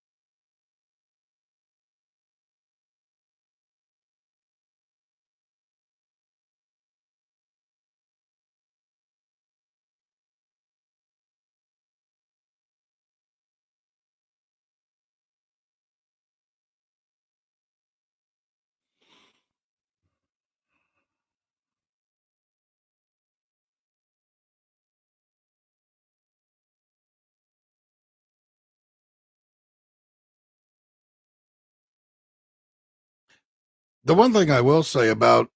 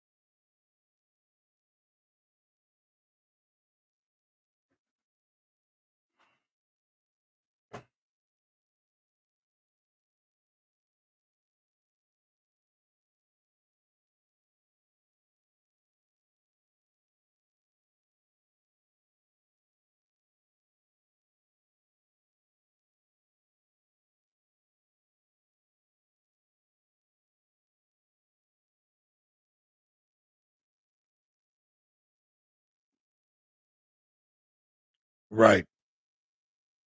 Right. Right. Yeah, and that's where I tell everybody.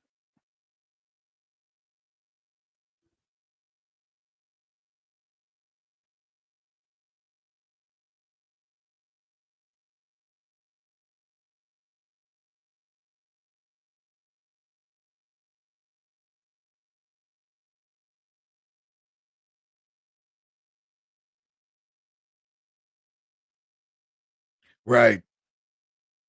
Right.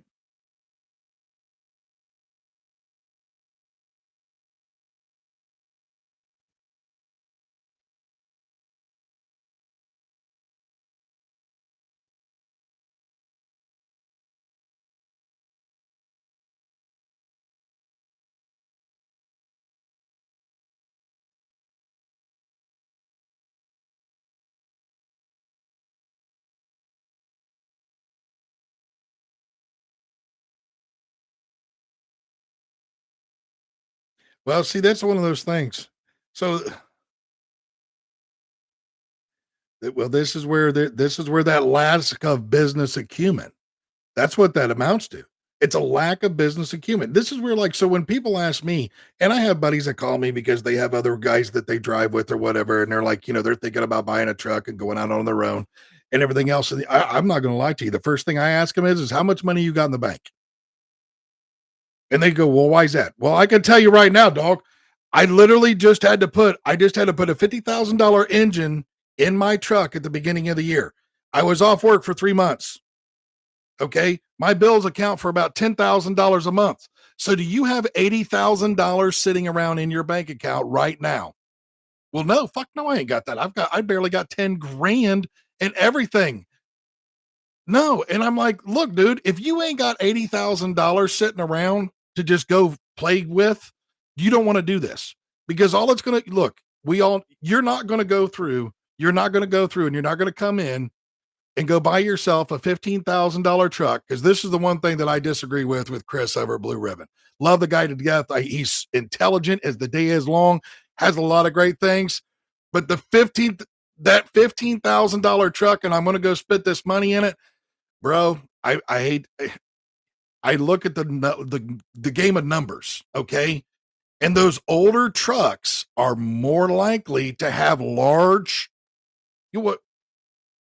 I get it, but see, this is the gamble, and trucking's a gamble as well because you just don't know. You just don't know. You know what I mean? Like my buddy, he went through. He bought a '99 FLD Classic.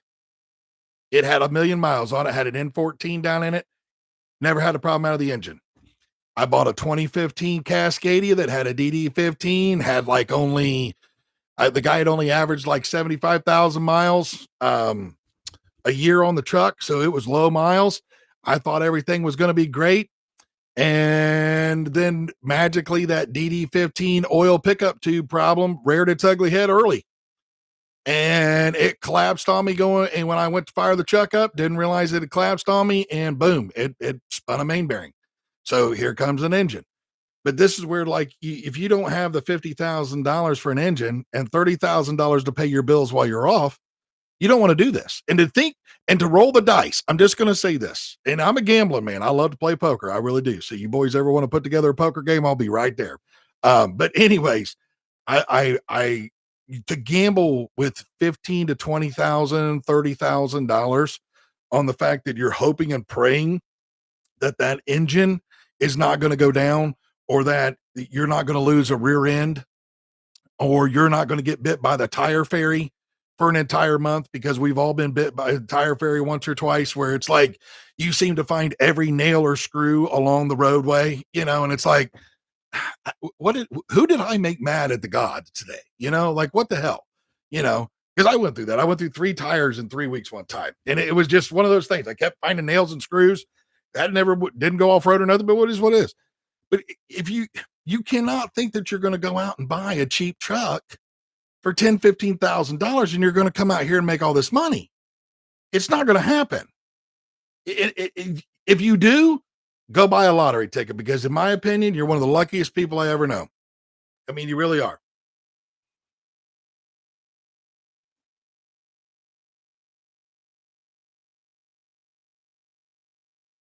No.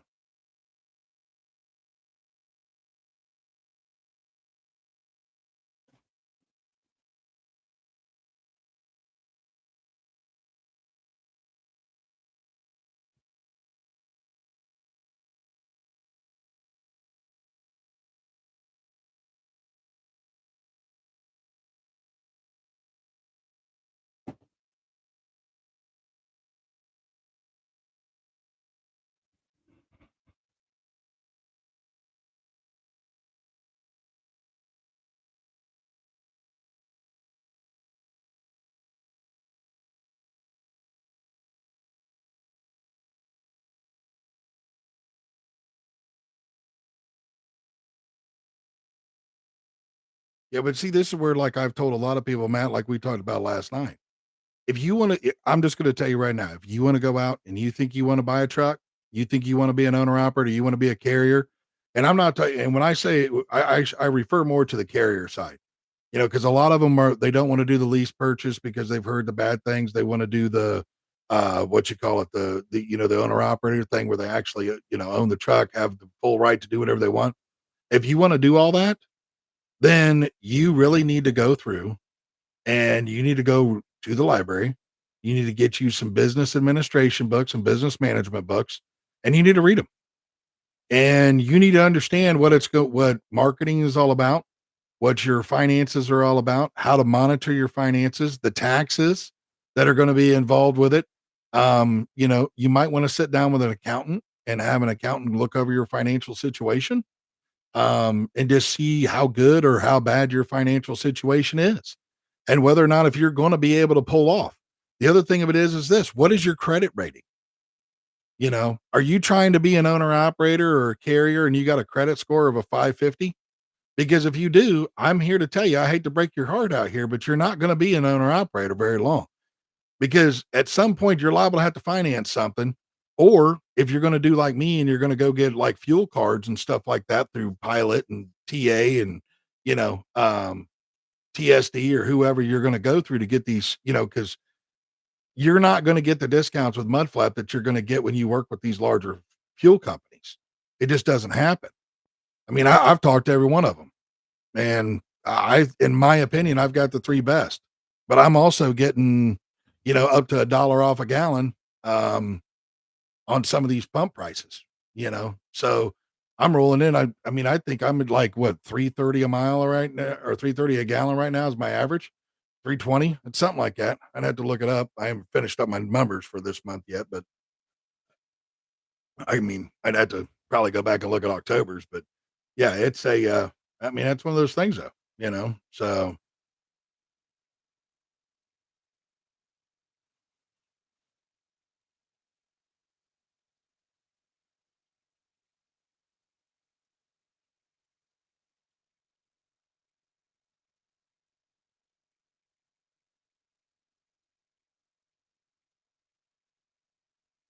I didn't get quiet.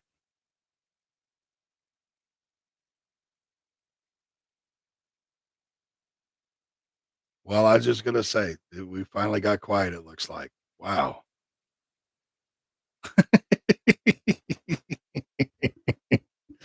Yeah. Oh, Cisco's must have got a he dropped and must have had a malfunction on the there he is. He's back now. There we go.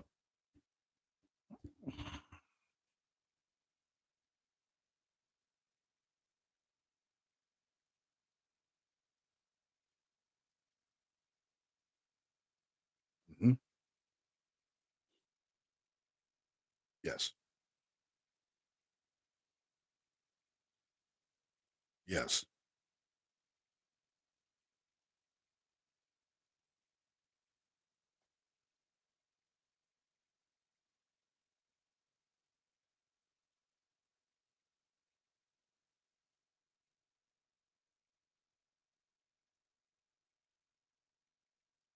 Right.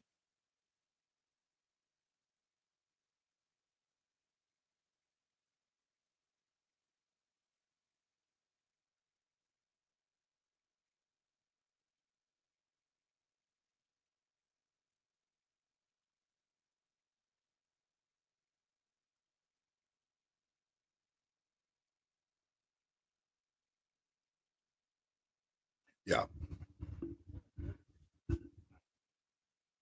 Yeah. Yeah, well, that's true. I mean, that's, but that's the biggest thing about it all, really, is that it's that knowledge of business. Do you know? I mean, yeah. And this is the funny part about it that I look at a lot of it. I've put out some of my own personal videos. I put them out on our podcast here. If there's anybody out there that's a carrier and you're struggling and you don't know what your operating cost is, you need to reach out to me. I've got a spreadsheet. I'll give it to you. I'll help you fill it out. I'll help you figure it out. It will literally show you all of your costs. It'll show you what it's going to require you to haul a load to be profitable. It takes everything, including your driver pay, which driver pay is whatever you pay yourself, which is what you need to pay your personal bills. Those have to be figured in there. Yes, it will tell you this is what it takes to pay the truck. This is what it takes to pay everything. So this is kind of what you're being able to, this is what it's costing you per mile to pay yourself. You're paying yourself 40 cents a mile, 60 cents a mile, whatever. And then everything after that is profit for the business. And that's where you need to be putting money and stuffing it away in the bank account for those days to win it if something does happen, you know, and you lose a transmission or you lose a rear end or whatever. I mean, I lost a rear end on mine. There was nothing wrong with it until I took it to the shop because I needed they could get me in right away. And they're like, yeah, we can do the pinion seal real quick. And I'm like, cool. I can go take care of what I need to take care of real quick. They'll get the pinion seal fixed for me real quick. As soon as we get done with both of these, I should be able to roll out and head to St. Louis for the load I got to pick up. Well, they put the wrong pinion seal in. So didn't know it. I went and picked the load up. It was raining. It rained the entire way from north of Dayton, Ohio, all the way to St. Louis, Ohio, or St. Louis, Illinois. Jesus, St. Louis, Ohio. St. Louis, Illinois. Um, Unloaded the load, turned back around, started heading, went over to Madison out of St. Louis, picked up the load, started headed down to Bahia, Mississippi, and I made it to just north of Haiti Mo. And right there, I was about 10 miles north of Haiti Mo. And where that pilot is right there, everybody knows going down to Haiti there, where that pilot is, I was about 10 miles north. My my rear differential temperature went from sitting right there at about that 175 mark to nothing. And I went, oh. So I pulled over real quick. And when I did, and I got out, because at this point it wasn't raining, I had oil from the back of my sleeper all the way to the tail of my trailer. And I was like, oh shit. And I was like, well, it is what it is now. I mean, we're rolling down the highway at 75 mile an hour, no oil on the ring and pinion. So whatever damage is done, it's already done now. So we went ahead and drove it to 10 miles in, pulled in there to the pilot. Thankfully, there was a guy out there doing, he was servicing somebody else's truck on a repair. And I just happened to walk down there to him and was like, hey, man, you mind if when you get done here, come down, take a look at my truck for me. He said, yeah, where are you at? And I said, well, I'm that orange Freightliner right down there. He said, yeah, as soon as I get done, I'll be right down. I said, I appreciate it. So he come down there and he looked at it and he said, yeah, man, he said, you're leaking all out and around this, he goes, I can see past the pinion seal. And I'm like, what? He's like, yeah. And I'm like, how are you able to seal past the pinion seal? He goes, I can see it. And I was like, oh shit. He said, well, I'm going to run up. He goes, I might have one to shop. He said, give me about 15 minutes. He said, I'm going to go through. I'm going to turn around. If I ain't got one, I got to run to the dealer and get one. I said, I understand. He said, but I'll text you and let you know which way we got to go. Great. Yeah. He come back 4 hours later because he had to run and go get the seal. Comes back, gets the seal, pulls them out. They put the wrong seal in. It was a half an inch bigger than the yoke. So it literally was it wasn't sealing nothing. So I had enough. I asked him, I said, what can I do? Oh yeah. We put 6 quarts back in it. I went into the pilot. And I bought 6 quarts of gear lube, is what it took to get, because when I stuck my finger down in there, I couldn't touch anything in the hole, you know? So anyways, he tells me, he says, well, how far you got to go with this load? I said, well, I got to go down. It's supposed to go to Bahia. He said, "Look, man," he said, "I got the right seal in there." He said, "We've got oil in it." He said, "But I'm gonna tell you right now." He said, "I wouldn't do anything other than go deliver that load and beat feet back north to home and get that thing in there because you're gonna probably need a new rear end. Everything that I'm seeing on the board cam, it's not looking good." And I was like, "Oh, shit. All right." Sure enough, went and delivered the load, made it back there. I'd already called my mechanic up here, told him what was going on. He was like, "Yep, as soon as you get back, Mike, we'll get you in." I was like, "All right, appreciate it." Got back, pulled it in. 2 hours later, I get the phone call. "You need new rear end, sir." Yeah. So I was down for the better part of 2 weeks on that. Um, we had one option of a week to get the new guts in, or a week for us to just order a whole new third member. And so we just ordered the whole new third member instead of trying to rebuild it. I lost my abilities. I used to have a full locker, but we just removed the locker part because it was going to take 6 weeks to get a locker. And yeah, but I was down for 2 weeks. That cost me $6,000 to have that whole rear end, put a new third member and new wheel bearings and all that stuff in it. The axles were okay. Thank God for that. Um, but yeah, right there. I mean, you're talking just the 2 weeks of being down and the 6 grand, that was $11,000. And if you're going to step into this business and you think you're just going to make it happen without having any money in your bank account and then blame the brokers or the lease purchase, the carriers or whatever that are doing this stuff because you don't know the first thing about operating a business. You didn't do your research on what it was going to take for you to operate that business and what the cost might be. You know, um, ignorance does not excuse responsibility.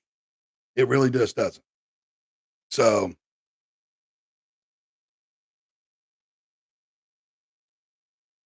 mhm,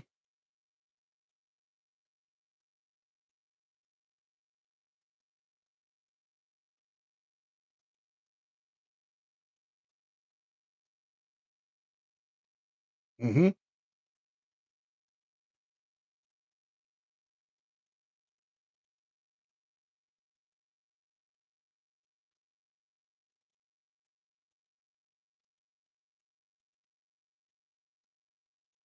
mhm.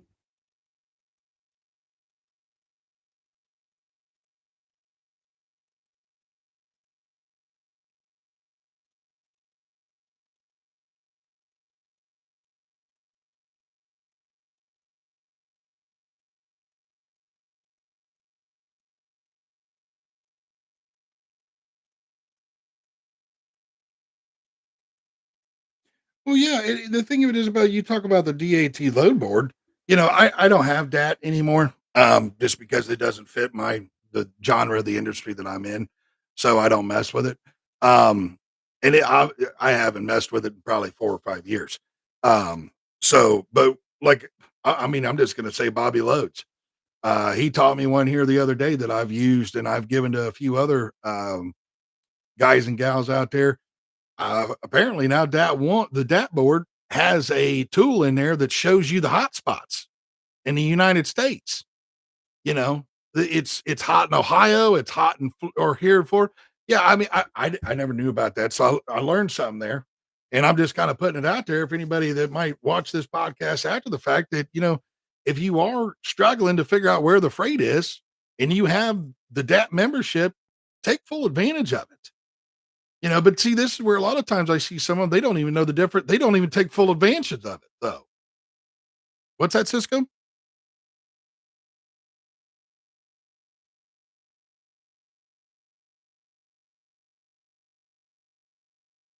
Okay.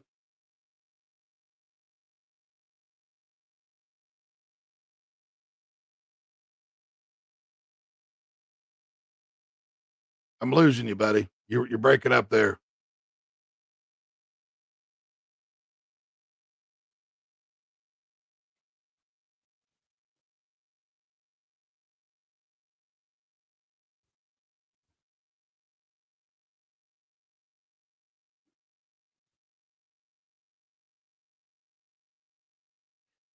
look, if you're sweating $20 as a carrier, you need to get out of it. If it's only $20 to do that extra premium, $200, it's the same thing, man. Well, hold on. That's half a service. If you're sweating $200, you need to get out of the owner operator. If you're sweating $200, I'm here to tell you all it's going to take is one nail on a tire, baby, and you're done for the day. You know what I mean? If $200 is where it's at, you're done.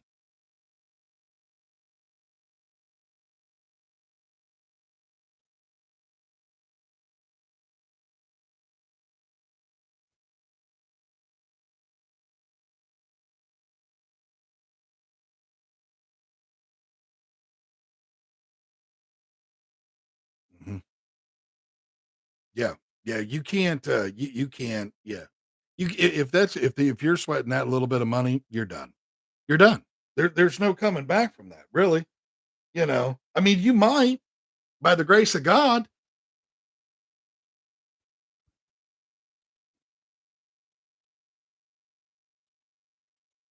Hold on a minute, we lost him again.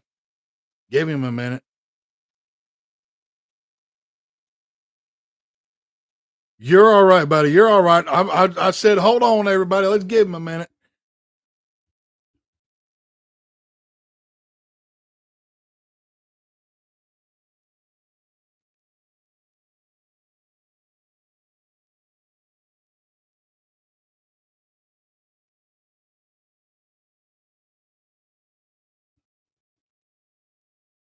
Okay.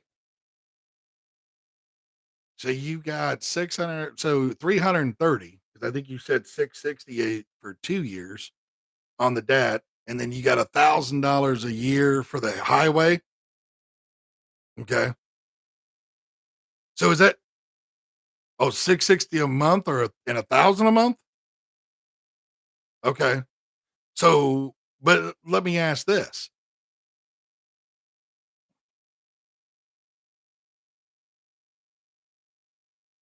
You're breaking up, bro. You're going in and out a lot on us.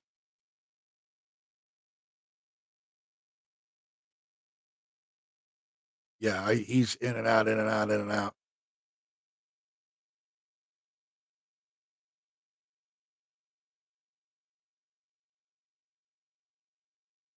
Yeah, I can't.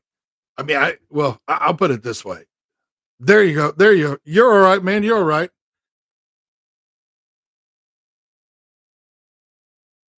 So, right. No, you're fine. Well, what I was gonna say that's all business expense, regardless of whether it's 1,000 or 600 or whatever. It's a business expense, and we all have business expenses. I mean, we really do. You know, and if you're not going to get into this realizing you're going to have other business expenses besides fuel, tires, and whatever you're going to pay yourself, you've got another thing coming because those years that where you go through and you're like, oh, I haven't ever had to do a whole lot of large repairs on my truck. It's all just been like brakes, tires, and oil changes. That's all I've had to do for the last 2 or 3 years. Well, I look at that when I go, so if you went through and all you've done is brakes, tires, and oil changes for 3 years, and you drove around on some of the same roads that I've drove on, what do your shocks and springs look like? I'm just kind of curious because I can tell you right now, when I bought my truck was straight as an arrow. 5 years later, I literally just had to spend $6,000 to get my frame straightened. Just because that it was both side sway and twist. It was that bad. I mean, it was they put a level back on the dovetail. That's just from the road, bro. That's just from the road. No accidents, no nothing. I went up there and I wasn't the only one. 2 weeks before I brought mine up there to have them look at it because the way I figured it out is I kept doing alignments and it was like literally it seemed like I was doing alignment every month. And I'm like, this just cannot be right. And then the one day I'm looking at the truck and finally I started to see a little bit of a lean in the truck, started to get a little lower on the left side. And so I went through and I looked at all the hangers, the brackets, the springs, everything. I couldn't find nothing. So I sent it into my mechanic and I'm like, well, maybe they can find something. I'm like, hey, do me a favor, look this thing over. So they top, bottom, side to side, the whole 9 yards, right? They're like, Mike, you probably gonna, we think the frame's bent. We think you need to take it up and have it put on a jig. I said, okay. So I scheduled an appointment. 2 weeks later, I go up there, put it up on there. The dovetail, the right side is a half an inch lower than the left side at the very rear. It was a quarter of an inch lower at the back of the cab. And then the front up by the radiator, I haul hopper bottom. I run hopper bottom. I run ag. Yep. So when you get to the front though, by the radiator, the left side was a half an inch lower on the left than the right. So the front is like this and the back is like this. And then when you look down it on side sway and you were standing on the left side, the front was here and it went out to the right in the very back. So not only did it have twist, but it had side sway. So yeah, I went through and I was like, they wound up, they were like, man, they called me at one point. They're like, look, doing this, it usually hurts your torque arms. You want to put new torque arms on it. Well, hell yeah, I do, you know. And I'm like, you know what? Matter of fact, while you're at it, let's go ahead and do all the bushings on the springs. Let's get all new bushings put in there. Let's get all the new torque arms put on it. I said, if there's anything else that you guys see, and they were like, yeah, we'll get it done for you. They called me up and it was about $6,000. And that's just damages from the road, you know.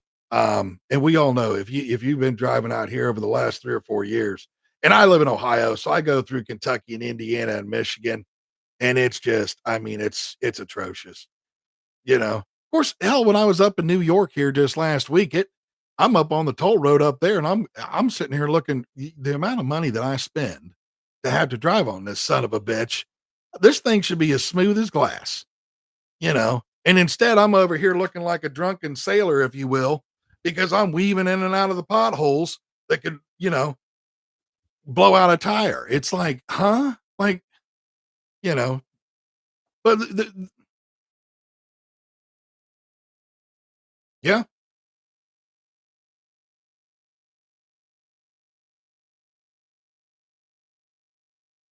yeah,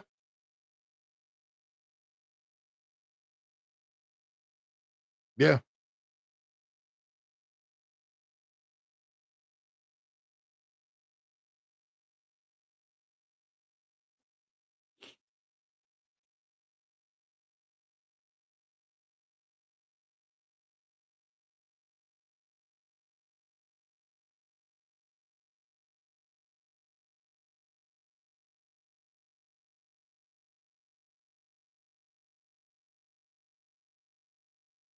I'm going to tell you.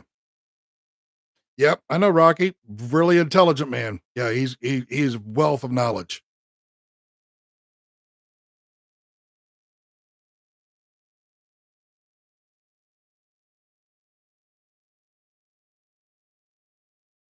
I'd highly recommend it. I would highly recommend it. Oh yeah. I've heard of that guy.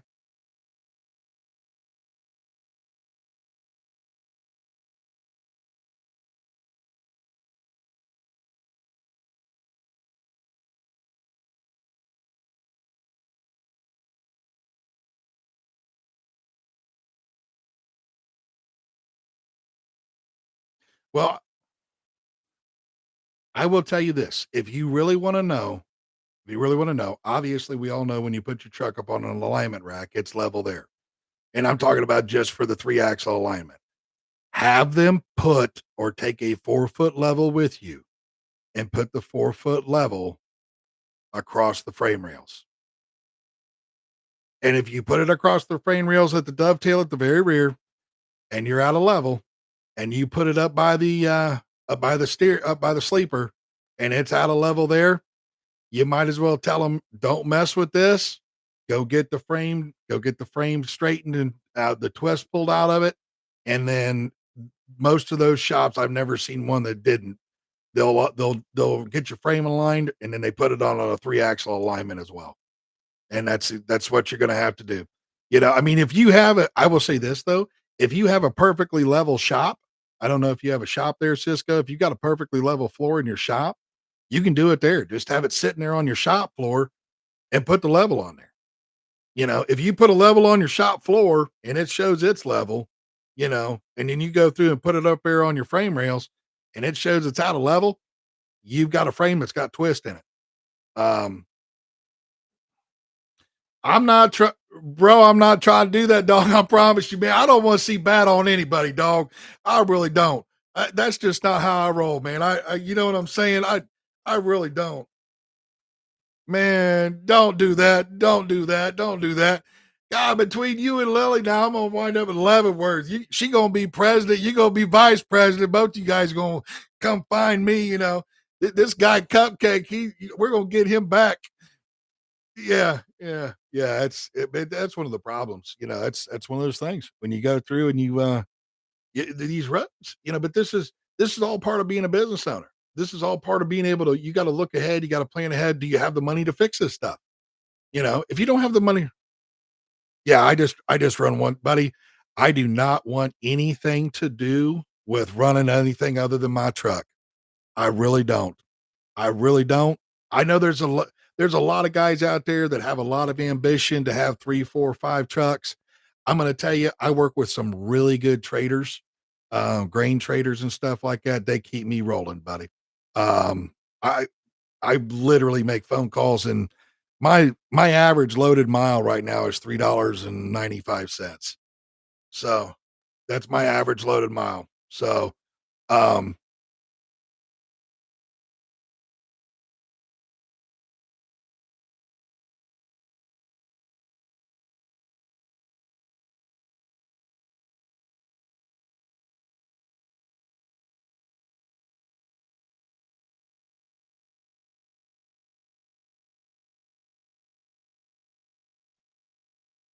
right,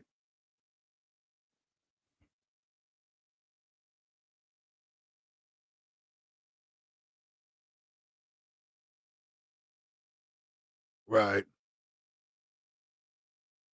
Yeah, the thing of it is, I don't want anybody to think that because I'm saying what I'm saying on the mileage, that just happened overnight, y'all. It's literally, I'm not gonna lie to you. It's Thanksgiving week. I was going to go through and I was just gonna run some local stuff if it was available, run some DDGs over to Columbus or something like that, just to have a little something, make a little money, while I'm sitting at home for the holidays, because we all know Thanksgiving week can be, whatever. And I'd made promises that I'd be home for Thanksgiving. And they just one of the grain traders that I deal with, they had decided to go with a little bit of a cheaper option on a truck, and it cost them dearly. And he calls me up and he's like, "Hey man, what are you doing?" I said, "I'm sitting here drinking coffee with a buddy of mine." Because the loads that I were going to pull, they wound up getting canceled because of inventory. They lost inventory on the over at the ethanol plant. So I was just like, whatever, that's fine. I'll just take the week off and I'll be back out there on Sunday. Because I got a load that's paying over $3 a mile that goes from where I'm at here down to Houston, Texas. So anyways, I go through and he calls and I'm like, "So what's going on?" He says, "Well, this load's coming out of Michigan." He goes over to New York. I said, "Yeah, okay." And he says, "So what are you looking to pay on this?" And he says, "Well, it was paying 80." And I'm like, "Bro, that's like a 220-mile bounce for me empty, right?" He goes, "Mike, I understand. I know you need to be profitable." I said, "Okay." I said, "Let me see if I can find something coming back this way out of New York." I said, "Because if I can't and I break this promise, you're not ever going to be able to get to call me again." Because she's not going to be happy with the fact that I miss. So I said some other things, but I don't want to get us in trouble here in wonderful TikTok land. We all got a good laugh out of it, but because I like joke around a lot. But anyways, go through and he says, I called him back. I said, "Look, bro, I can't find the one load they had. They already sold it. It's what I found on the board." I said, "Buddy, I said, I'm gonna have to bounce back empty on this one." I said, I can't see it happen." He says, "What would it take to make it happen?" And I said, well, my cost is here. This is what it cost me to run all miles. This is my cost. This is my break even. My break even is $143 a ton. And he comes back at me and he says, well, I know you need to make some money. And I said, okay, so what are we talking? He said, let me see if I can get them to approve it because I know you'll get it there. And I was like, okay, because it literally had to be picked up. He called me at 2 o'clock in the afternoon and it had to be from Coldwater, Michigan to Binghamton, New York before 7 o'clock in the morning. And so he calls me back and he says, yeah, we can do the 150s. They'll approve that. He said, so what are we talking? I said, well, 159's in the 150s, bro. As a joke, just joking around with him. You know what I mean? He said, sold, done. It's on your way. And I was like, he's like, so when are you going to be there? And I said, well, I got to get in the truck. I got to drive up there. I got to get washed and I got to get loaded and I got to get over there. So hopefully they can get me loaded in a timely fashion. Cause sometimes if you got a couple of trucks up there, it takes a little bit. You can sit there for about 3 hours. And sure enough, though, I got up there and I was sitting over there in Binghamton, New York at 4:30 in the morning. So it was 856 miles of what I drove. So, yep, ran her straight in. But this is the kind of, if you give good service and you take care of your customers, and when they call you, you say, yes, I can get it done. That's what happens. They take care of you. And I didn't, and they know that I'm not going to try to, jerk them around over there. I literally told them this is what my break even is. And they know that I got to be profitable so that the next time that they call me, I'm still in business so that, you know what I'm saying? I can go run another one of those loads, you know, but that's what you got to do.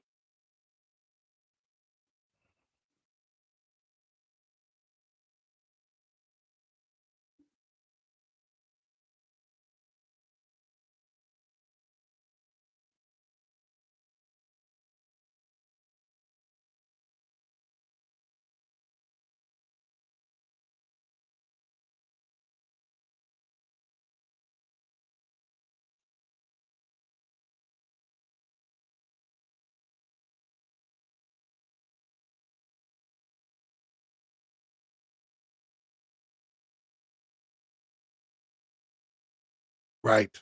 Right.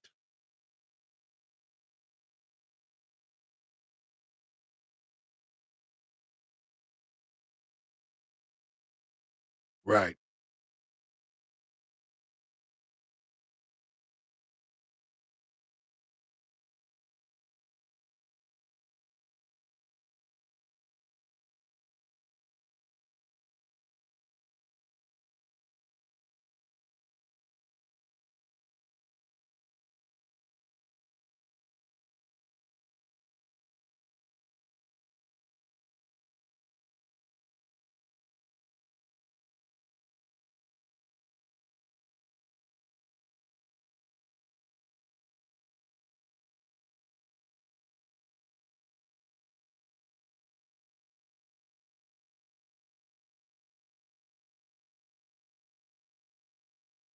Right.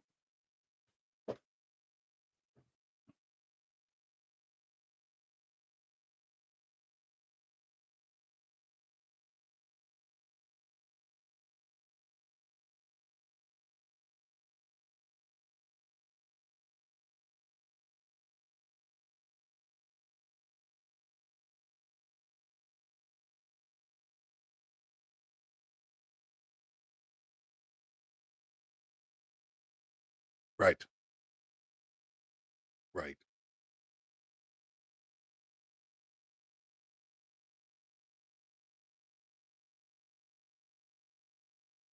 Hmm.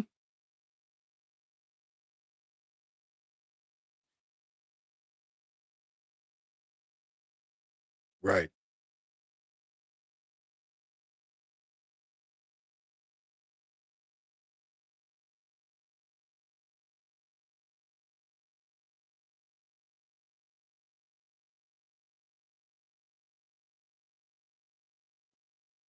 Right.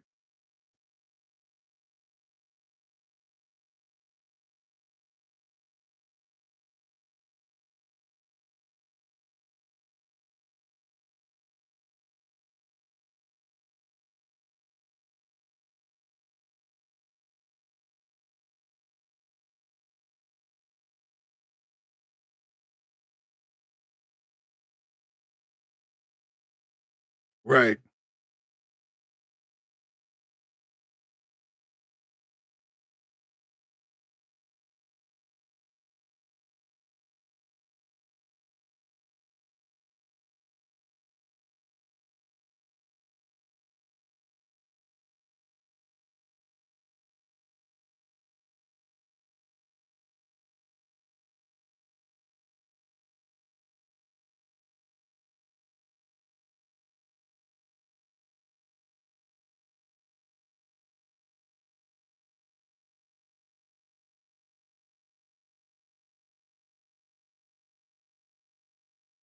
Well, you know what? I can tell you this. Tom Brady didn't get to be becoming named like the GOAT, and Michael Jordan didn't get to be called the GOAT.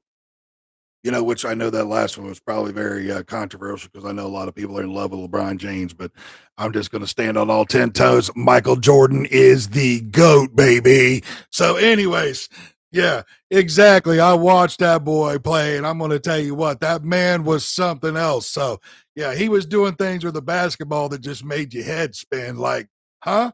You know, so, I mean, but that was back, anyways. So, but yeah, I mean, that's one of those things that you just, you cannot everybody doesn't get to win. And I know that's what a lot of this is they want everybody to win. And I'm here to tell you not everybody gets to win. It just doesn't work. That's not reality. This is called the look, life is hard, you know. And I'm going to take one out of Rocky 5, you know. It's not about how hard you get hit. It's about how hard you can get hit and keep going, you know. And that's what it is. You know what I mean? Because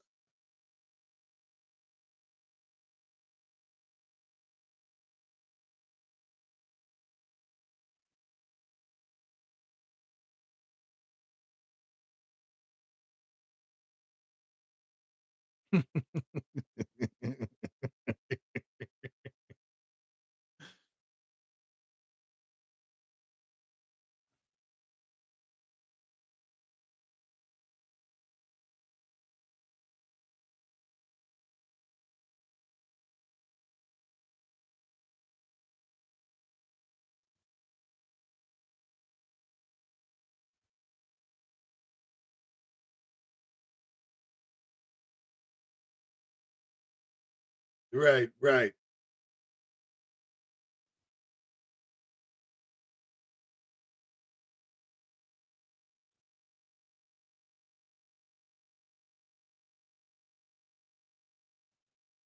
right.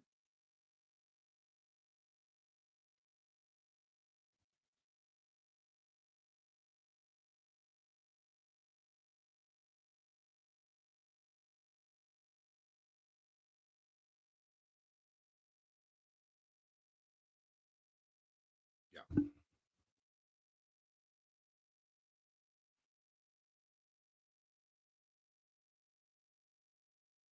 Yeah, well, see, and this is the thing that a lot of them don't realize is that all of these shippers actually have in a department, whether how many people are in it, I don't know, but they all know what these rates are going for. If you think they're not tracking what they're paying over the last weeks, months, years for these lanes that they run their product through, whether it's, the shipper that's paying to have it sent to the consignee or the consignee's paying to buy it and have it shipped to them, they all know what they're paying. They know what the fuel costs are. They know what the average costs are for a truck because I know a lot of people, and look, we don't like the ATA, but I'm going to tell you right now, the ATRI, I understand if you can take the reports that they give and you can do your own research with that, you can get pretty close to the real numbers of what these average costs are for these trucks. If you can go and pull the 10K reports from the publicly traded companies, and you can go pull the other reports and stuff from the FMCSA and stuff like that, no different than like I just did today, because I heard all this bullshit about that there's been 1.8 million carriers that have came on board since COVID. And I'm like, there's only been 1.8 million fucking MC numbers ever issued. So, and that goes back since God was a child. So what are you guys talking about here? If you go through, pull it up on the FMCS website, and I literally took a screenshot off my monitor. There's only 336 carriers as of 1031 this year. 336,000 carriers. That's all there is. So it's like, where do you guys get your information? But if you know where to go and look, you can do the math. And the thing of it is, it's out there, and it's the same information that all these shippers and consignees are basing these rates off of. Now, some of them know that they are giving more to the brokers because they do know the broker has to make a chunk of the pie to move that load if they don't want to have to mess with signing the contracts with the carriers, they're going to have to give some money to the broker so they know, okay, well, these lanes are moving at 305 a mile. We know that broker is going to want to pull 10 to 20%. So we're going to have to pay probably 365, 375 a mile on this load to get it to the broker. Now, then the broker is going to go over and the broker is going to sell it for whatever he can sell it for. And like you said, if you get a carrier that calls in and says, "Hey, dog, I can run that load for $1.50 a mile," and you're making $4 on that load, well, okay. How is it your responsibility as the broker to make sure he's profitable? That's not your responsibility. It's his responsibility. It's called right over here when FOPT, we're all about professionalism and accountability. And that's accountability for ourselves and everybody else. So,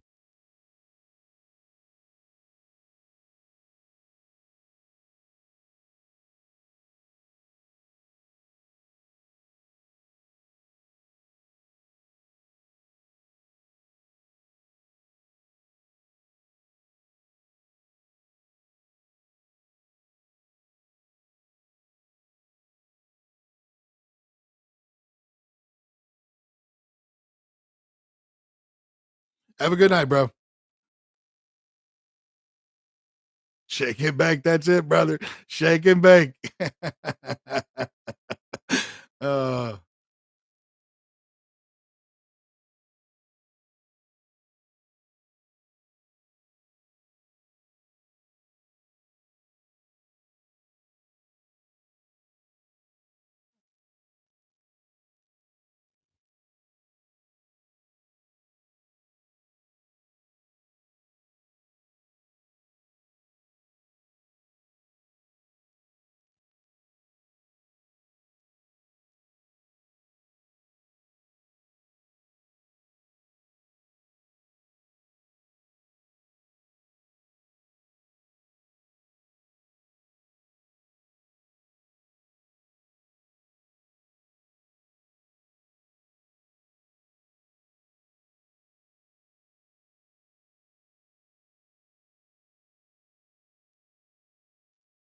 carrier.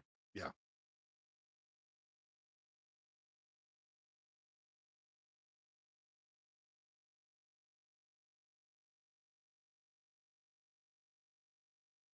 Yeah. Yep. Yeah. Yeah.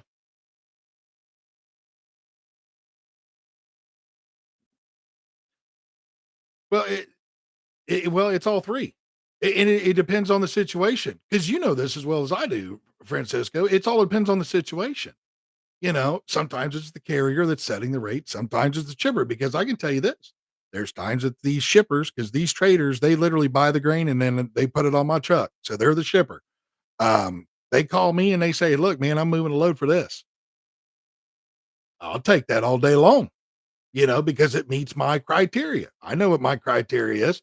I could put it up right now, my spreadsheet. It's right here. I could put it up right now as my backdrop, show you everything that it is, you know. And it's very simple. You just got to put the information in. But the thing of it is when you got these other guys and gals that they don't know what they're doing, they bitch because they take an unprofitable load and they don't realize it's unprofitable until 3 months down the road when the bank's knocking on the door saying they're going to take their truck. Okay. That's the problem they have is that they're not monitoring their stuff. But to back on it, it could have been, but you don't know. You don't know. Mm, yeah.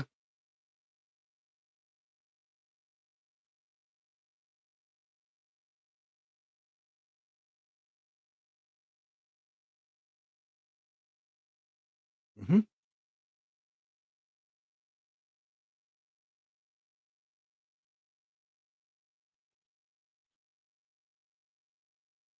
Mhm.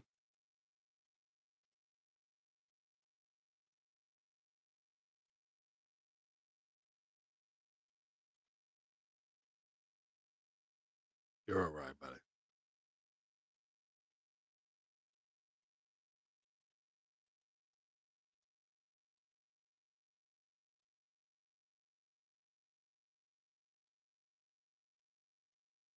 It's not. It's Chat GBT information, unfortunately, is what it is.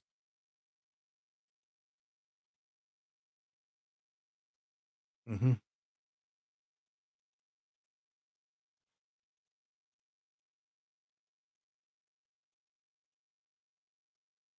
Mhm.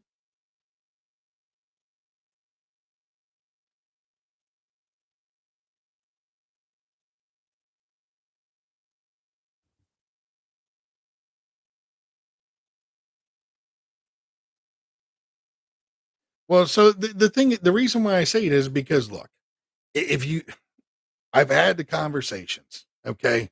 I've talked with a lot of these guys and I've had the conversations. I was around when Nadra started and I was in the freaking shadows. I wasn't part of the 20-person roundtable bullshit that they did. Okay. I wasn't part of all that nonsense. I was around, helped out, gave ideas and stuff like that, but I wasn't, no. And the reason being is I'm going to tell you right now. Oh, speaking of, here's Matt. Hold on. He must have finally got done doing what he was doing there. Um, but the thing of it is, when you go back to and you look at a lot of that stuff, you they're only doing this stuff because they back then they got a platform, okay? And then they're using that platform now to make money off of it. And that's what it is. Think about it. When you go through look, I'm going to tell you this. Vince, good guy I think, but he's not out for the truckers. And you want to know how I know he's not out for the truckers? He's making all this money off of TikTok and it's only going to his family. Okay? I'm going to tell you right now. You want to know where any money that we make off of any of our monetization, it's all earmarked for a trucker relief program. 100%. And the trucker relief program, we're literally in the development stages right now, but it's literally written up that 100% of all social media monetization goes through to a trucker relief fund. And that trucker relief fund is going to go through and bring truckers home that get set outside that, when the companies go bankrupt and they shut their fuel cards off and these boys and girls can't get home, it's going to be there to help them get home. It's also going to be a fully transparent one, kind of like Final Mile, to where that if there is a individual that passes away, unfortunately out on the road, we get them home to their loved ones. So 100% of all monetization. And the thing of it is over here, man, we're fully transparent. We're fully 100% self-funded. None of the we don't the money that comes in right now is just from our pockets. And then we go through but this is where we're out to help the truckers. Unfortunately, there's most of them out there aren't. They're not trying to educate.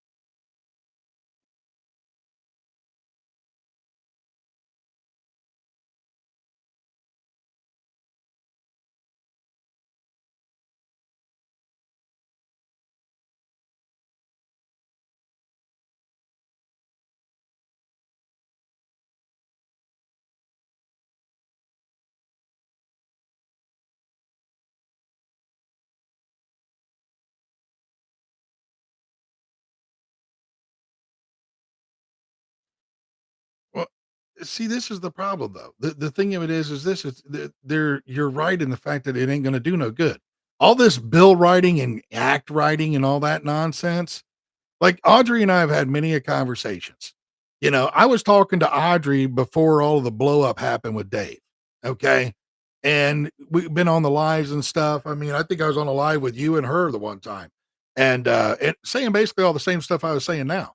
Um, And Audrey's literally, I understand it. I get it. I remember what I learned in government class. Okay.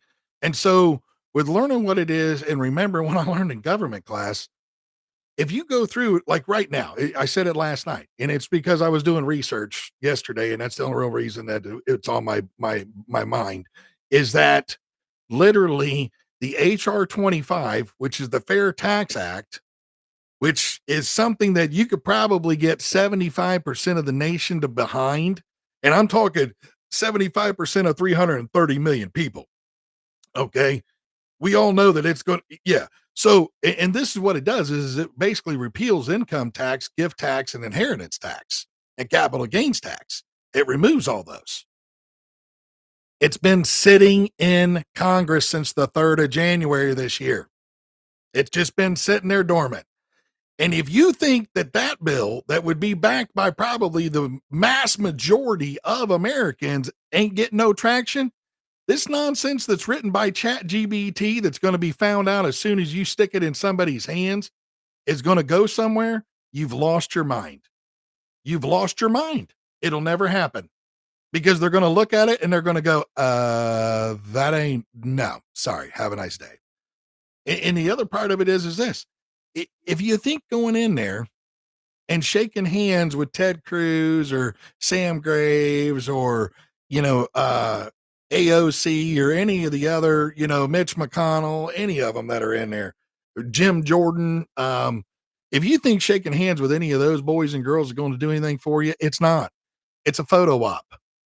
They're going to shake your hand. They're going to smile at you and say, hey, it was good to meet you. Thanks for coming in. You're a truck driver. You're keeping America moving. Have a good day. We're going to put this picture on our website right here so that I can get reelected and keep making that $174,000 a year, your money, and keep doing this insider trading so I'll make my $3 million a year on the insider trading side. So you have a nice day there, sir or ma'am. And that's exactly what that's going to happen.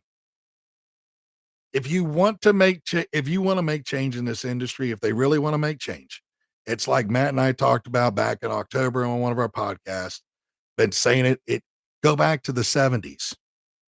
If you want to make change, you have to go to your local level. You've got to get your communities behind you. You've got to get the men and women that you see every day, your neighbors, your husband, your wife's coworkers, your family, extended family behind you. You've got to get changes with local government. You've got to get changes with the state. The attorney generals and governors actually have so much power. It's unreal. If you go and do the research, they have a crap ton of power. Look, if people don't believe me, go back and look at how we got gay marriage legalized in the United States. It started by having the states make the changes. It finally got to the point to where the federal government said, fuck, now we got to admit we were wrong. Because, 42 states, it's the same thing. Yeah. Mary Jane is right there too. Yep. That Lord's lettuce is right there too. And it's going to happen because eventually you're going to get to where it's like there's 42 states or something, whatever it is. And the federal government's going to go, oh, shit, now I got to admit I was wrong again on that one. And you cannot get any any of those 537 people up there. You will never get to admit they're wrong. And that's all the way from the president to the cabinet to every congressman or woman or senator that's in there. That's exactly. Well, I will tell you this. I've worked with a few of them that have said they're wrong, and they're some of the best damn mechanics you'll ever meet in your life. They are. But that's one of those things. There's only so many of us that are here and that are the cream of the crop. The cream rises to the top, buddy. But see that, to go back to talk about I wanted to say this one thing. You were talking about the new trucks versus the old trucks. I had that same conversation with my buddy. He had that 99 FLD Classic, no emissions to deal with or any of that stuff. And he wanted to go buy a new truck. And I said, buddy, this is what you're going to look at. You're either going to make a low truck payment and pay for maintenance that's a little higher, or you're going to pay a higher truck payment and lower maintenance cost. It all works out. And he goes, man, you really think so? And I said, I'm just telling you what you're looking at. and it's literally worked for the last when did he buy that truck? 6 months ago, 7 months ago, and over the last 7 months, it's held true. He has not had to work on that truck hardly at all. He did a few voluntary things where he moved the alignment of the truck bed and stuff like that to make his life a little easier, but that was a voluntary thing. He didn't have to do that. And that's the only cost he's had, other than where he has that SOS problem, that shiny object syndrome.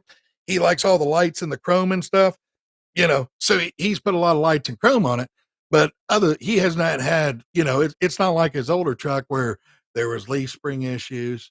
You had brake issues from time to time. There was lines that were going bad, electrical problems, 26-year-old truck, man. It's, it,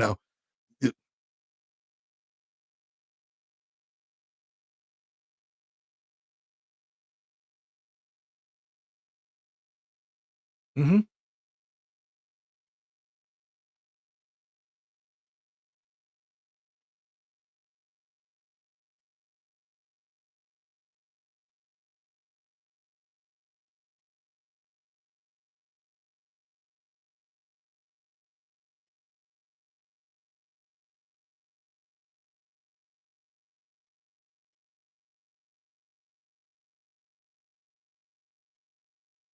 mhm, mhm, mhm,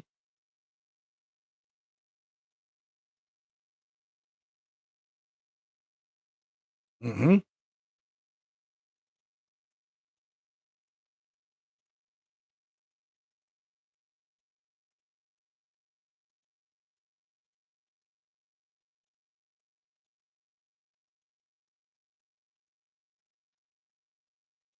Yeah, there's a difference. He has the training wheels on, you don't. Mhm.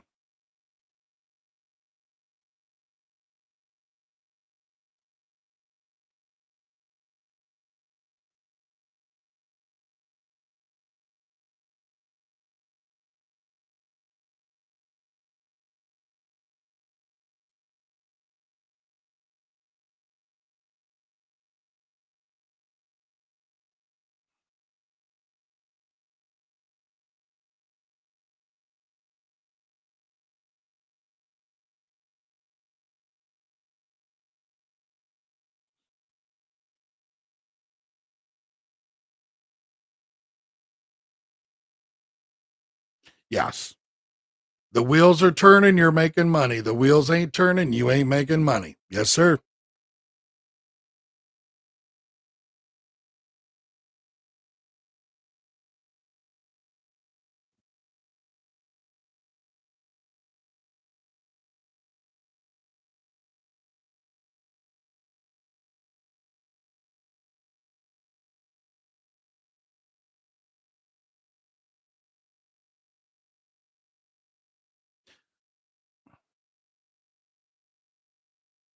Right,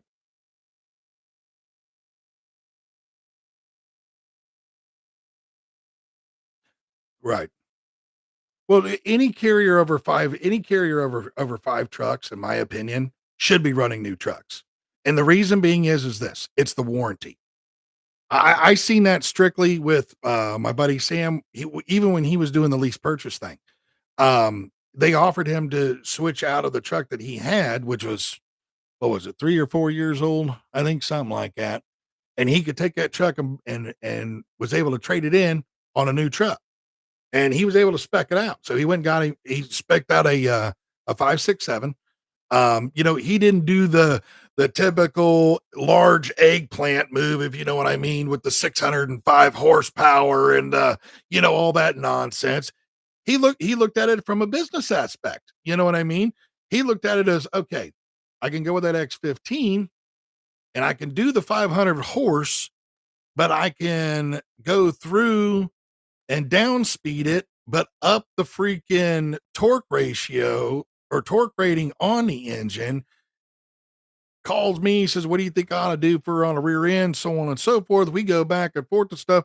He's also talking to the salesman over there, and he went from a truck that was a W9 that he took when he got into the company. That's the only truck they had available for it. That was getting like Well, he was getting 4.5 until he put the PDI on there, and then the intake and the programmer took him up to 5.3. Well, then when he hopped into 5.6.7, had the 500 horsepower down speeded with the, I think he was up to what, eight, is 1900 torque, something like that, 2000 foot pounds of torque, but he had it geared right. And he put the 13 speed in it instead of the 18 speed and goes through. And when he did all of that, he's out there running around with like almost 7 miles to the gallon, you know. But the thing of it is this though, you gotta, when you looked at it, him and I was talking about all that, and I looked at it and I went, and then he had one issue. He went through, thankfully it was under warranty. His seventh injector stuck open and it melted the entire DOC, DPF, and SCRs. There was not a single thing left of the honeycomb, but he's under warranty. Yeah. You're talking $35,000 for that entire system. You know what I mean? So it's under warranty though. Boop, done. Warranty goes in, puts the new warranty, boom, done. Warranty has breakdown coverage. So he got a certain amount of dollar every day that he was broke down. Boom, done, out the door. But it didn't cost him any money because it's under warranty. So you gotta, when you're getting, and see, this is the thing, when you're going to be a 5 truck carrier, it's better to keep your guys rolling, or your truckers rolling, I should say, because there are women drivers out here. My apologies, ladies. When you're keeping your truckers rolling, you're making money, they're making money. You know what I mean? If you're treating, yeah, because, well, that's what they're doing the job for. They're not there because they like you. They don't want to drink, beer with you on a sunny day, not to say they won't, but they're there to make money to pay for it, to take care of their family. You know what I mean? So if you go ahead. No, you go ahead. Go ahead.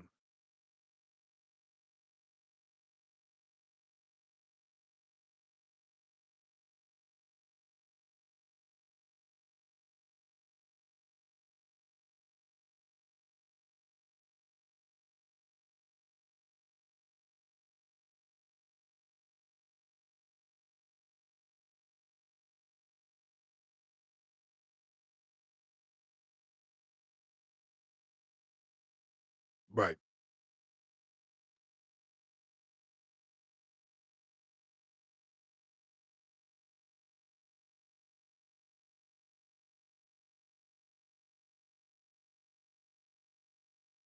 Right.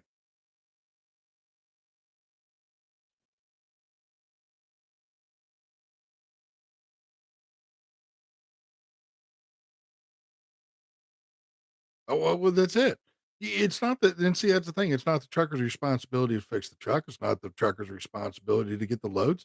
That's your responsibility as the carrier, and if you're going to have truckers that are driving for you, that's where you got to take that responsibility on, and you got to make sure that you're keeping them rolling, like you say, and the best way to do that is to keep newer equipment. I'm not going to lie, because the thing of it is this: if people like me, or, other older school truck drivers that have been out here for 28, 29, 30 years or whatever. Yeah, we remember working on the trucks because we had to a lot of times back in the day, to keep it rolling, because let's admit, go ahead.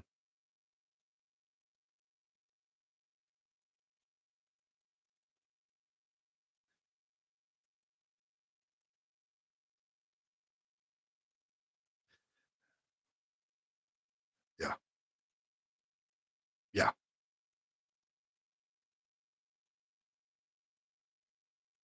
Yeah. Yeah. Yeah. Yeah. Technology. And this is where, like I was talking about it the other day, that we have to evolve. It's like a lot of people get upset about the ELD side. This is where evolution comes in. Okay. Once again, like what you're talking about. When I started in the late 90s, yeah, we had cell phones. They were these big bag things or whatever that were the size of your mama's purse. You know what I mean? I mean, this thing was huge. It's either that or the brick that you seen, Zach on Saved by the Bell that he was walking around, that literally you could have used to hold up the freaking Eiffel Tower if it was falling or whatever. You know, I mean, you could literally do your 20-pound curls with that thing and get your arms built up. You'd have been a rich piano. I'm surprised he didn't have that going in one of his UTs when he was still around. God rest his soul. I love that guy. He was pretty good dude, actually, if you met him in person. But anyways, But I mean, we didn't have that. You had a CB. And, a lot of times, yeah, you might be able to holler at somebody, but you better hope to God you're breaking through and hoping it's somebody that they haven't passed you and they're a mile up the road. Because at that point, a lot of times the guys or gals weren't turning around for you. Now, if you could catch them a couple miles behind you, yeah, you get one or two of them probably pull over, run you up. Hey, man, you run me up to the next exit up there, man. I need to make a phone call up here at the truck stop. You know what I mean?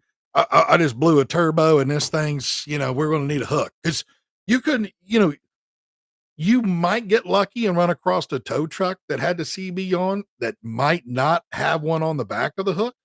But yeah, that wasn't happening, you know. And like you say, you couldn't get road repair out. Yeah.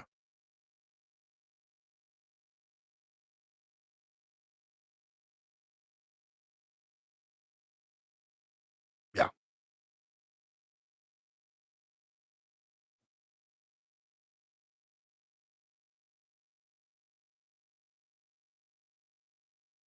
Yeah. Well, and see, this is the thing that I was talking about here on the last slide that we did, which we're using these as our podcast now, but we went through and we were talking about the carriers is the whole reason. Bad carriers is the whole reason for the logbooks. Okay. Because it's like you've been around, you've seen it just here a few years ago. When that young dude that was on there, he was having that issue with KB transportation, they were trying to shove him down the road. And then they were threatening him and saying, I don't care that you're tired, but you know what? Remember this. You better remember this when you don't get your guarantee. You better remember this when you don't make your money at the end of the week. We're going to basically saying that we're going to retaliate against you on a public forum, which I don't know how the Department of Labor did not step in against the KB transportation on that and go, your retaliatory actions. Yeah, you're getting a nice little fine for that bullshit. But that right there though is the whole reason why we have to have hours of service. The thing of it is the problem that a lot of people have is not the e-log. It's the hours of service. They're just too ignorant to realize it's the logging device that's not the problem. It's the hours of service. Yes. Yes. Which if our opinion is 14 and 10 and that's it. There ain't no more 11-hour rule. And I will say this because, and everybody's heard me say it multiple times. My old lady does EEG and stuff. Well, see, this is the thing. She does the EEG. She does the sleep studies and stuff like that. And a circadian rhythm is necessary for proper rest. Okay. Going to bed at the same time every day so why are we doing an 11-hour clock? Because if everything goes right, and you know this as well as I do, if everything goes right, you might only work for 12 hours or 13, and then you're going to bed an hour earlier and then an hour earlier the next day. And before you know it, you started your week starting off at 6 o'clock in the morning. And by the time you're done on Friday, you're starting your days at 1 in the morning. Well, that don't work. So you're not getting proper rest there. So we need to just do away with the 11, bring in the 14, keep the 30-minute rule. And that 30-minute rule is going to come in at 7 hours, split your day right in the middle. You come on at 7 hours later, 2 o'clock in the afternoon, you got to have taken a 30-minute break before that. You only get 7 hours. So here's your break, shut it down, go in, get you a cup of coffee, go get you some lunch, whatever the case is you want to go do. If you want to, the 8273, that's not bad. I'm not a fan of it. I use it when I need to, but a lot of these truckers out here, you and I know this. This newer generation of truck driver is not the same as the older one. They only want to run 300-400 miles a week, or a day, I should say, sorry, not a week, but 300 to 400 a day. They don't want to run that 600 and 700 that a lot of us are doing, or like what I did there just on Monday night and ran 800 and, 800 plus miles, ag exemption.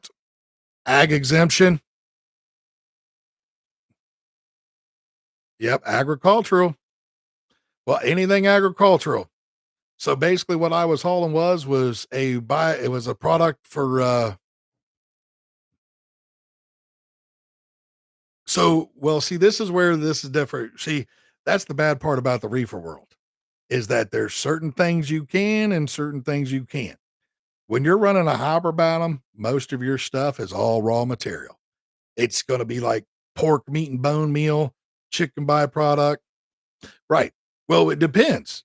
From my understanding, is it a finished produce or is it raw produced?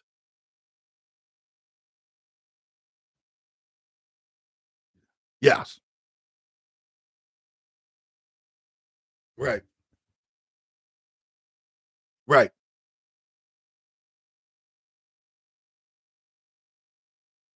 Right. Right.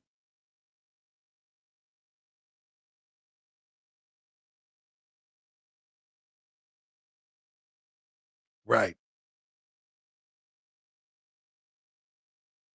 Yeah, most of my stuff that I run is stuff that's going either to become pet food, horse feed, cow feed. Yeah, well, I mean, look, I'm gonna put it to you this way. Not everybody's cut out for the agricultural world. I've had a few buddies that have literally looked at that have had other friends that looked at them and said, "Do you think Cupcake will put a truck on and put me in it?" And he'll look at him and say, "You can't run 500 miles a day. That fucker runs 1,000 miles, 1,100 miles in a day." And they're going, "Oh, there's no way he does that." And they're like, yeah, actually it does. So if you are within a 150 air mile, I mean, the way it works is if you're within the 150 air mile of your origin, you got the 150-mile to it, 150-mile away from it. Then you start logging. Then you get over as soon as you hit your consignee. If you have another load that's within 150 air miles, it shuts your book right off right there. Because once you hit, so now you got all this over here. Well, then you've got all that unload time, that load time, all that other fun stuff. Then you got 150 air miles out of it. If you're smart about how you do it and you can do this, which not everybody can, but use that as your 10-hour break. Because I'll go through sometimes and it'll run me 6 hours. I'll take 4 hours and go to sleep and get right back up because it's a full 10. And now I've got a full book.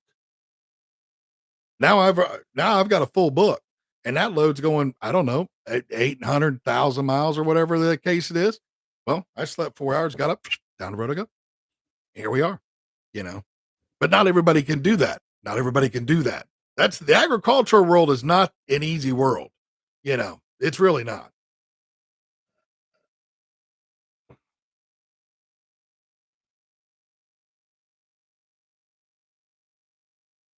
Mhm.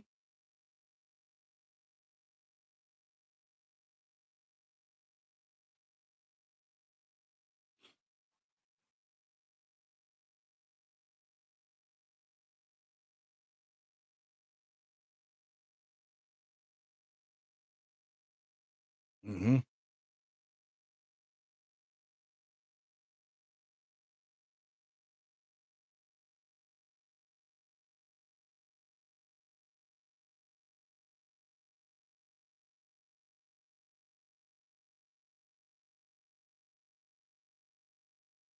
Mm, right, right.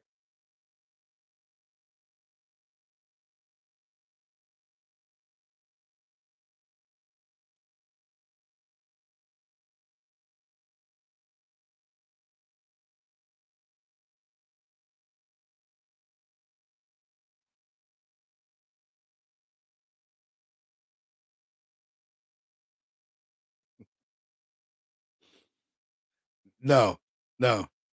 And I'm gonna tell you, in my mid-40s, running those 1,300-mile days like I used to when I did bull hauling back one of my younger years, it's not as easy to do it anymore. I'm not gonna lie.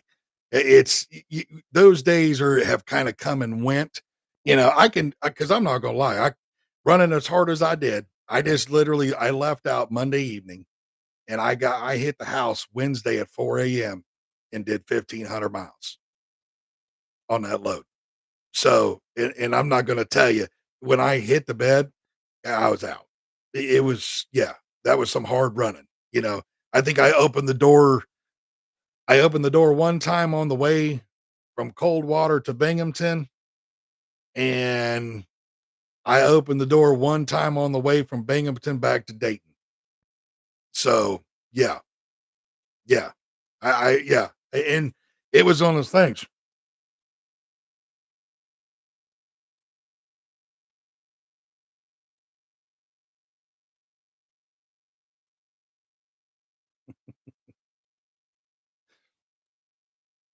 Right.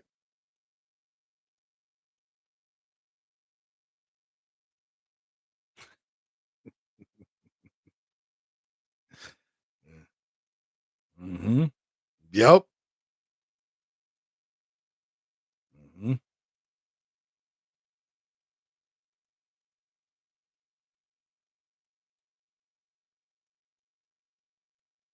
Mm-mm. He probably won't. Your best bet is to probably try to make life easier for him, and so when he says he doesn't wanna run the 1,500-mile runs in a day and a half, y take it let them for the younger boys, you know what I'm saying? You know, look, I'm just gonna tell you, my dad, he passed away 2 years ago, and, towards the end, man, he was still running hard, you know, he did, I mean, he wasn't a trucker, but he'd still push, but I would hear him, "You know what, boy? I remember when I was your age and I could still do all of that. You know, you do remember I'm in my late 60s now," you know? It's like, and the thing of it is, though, a lot of times us younger guys, you know, our sons, we as sons, we don't look at our dads as that. We still remember them when they were, you know, still had all the color in their beard, and you know, they were chasing us down, going, "Oh, you do that again," you know what I mean? So, and wearing us out. So, yeah, I remember that. I do. So, well, man, I'm gonna hop off here. I've been on here now at like 3 hours. So, yes, sir. Yeah, anytime.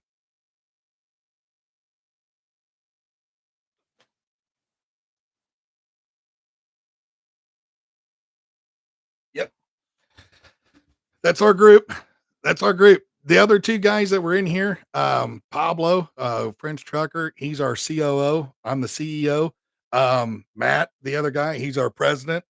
Um, yeah, if you seen her pop up in there, that gone truck crazy, she's our, chief of interpersonal relations, basically our HR lady.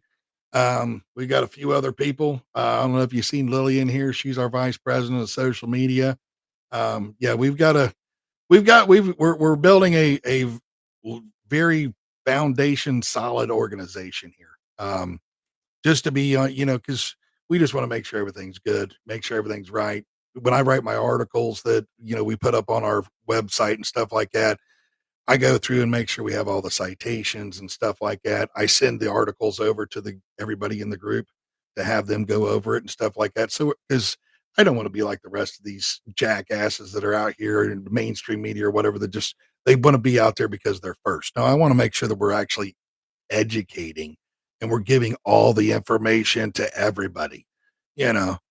Well, it's just it's how I wanna be treated, you know? I kinda live my life by karma, brother, so it's like I try to do everything that I can for everybody, you know, because 'cause I believe that there's consequences for all actions, both positive and negative. So, you know, and that's kinda where we're at with it, so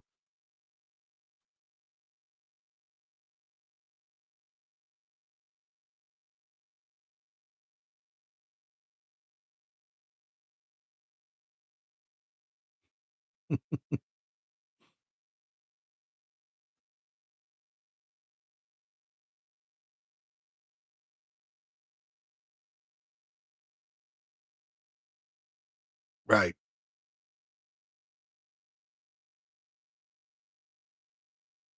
right, yep,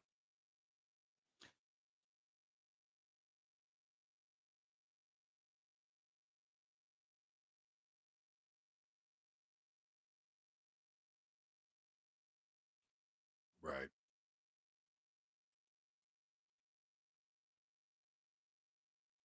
right,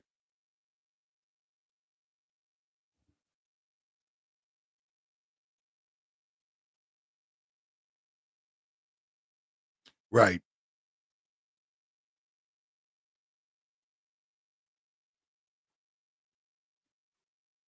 You and me both, bro. You and me both. Look, Dave kicked me out of his group. After yeah, I was one of the original admins over there, Bubba, and when I left the group due to some things that had happened that I didn't agree with, and I'm not gonna get into it because it's water under the bridge, but, I left and then but I stayed in the Telegram group. I just kept trying to educate folks and try to help them over there because you know, there's a couple of guys there well, not a couple, most everybody over there is good people, you know? It's just there's not a lot they don't know, you know, and being agnostic about something is not any reason to treat anybody like shit. You know what I mean? So, but I'm a very blunt person at the same time. I don't pull punches.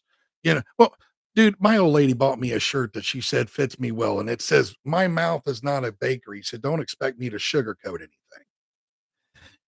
I swear to God, I'd love it for her to bring it up right now, and I'd show it to you, man. It's pink with black lettering because I love pink stuff. So, anyways, but go through and I was over there and I gave the group my whole spreadsheet. I said, here you go, man. Because I kept saying, if you know your operating cost, you do not need to worry about broker transparency. Because all you have to do is make sure that you're not running below your cost. And I said, it doesn't matter if you're power only, it's got it in it. If you run bulk, it's got it in it. If you run by the bushel, by the ton, or by the mile, it's there. The only thing I haven't put in there is a percentage. That's the only thing I haven't put on it is a percentage. But you know what? I don't run percentage. So, and I'm going to tell you right now, I don't know too many carriers that run based off a percentage. There's still a rate, like even with a lot of the lease purchase stuff that I've seen from different people that was with Prime that I know or other companies. Um, you still see like a flat rate, if you will. It's mainly done by flat rate, is what it looks like to me.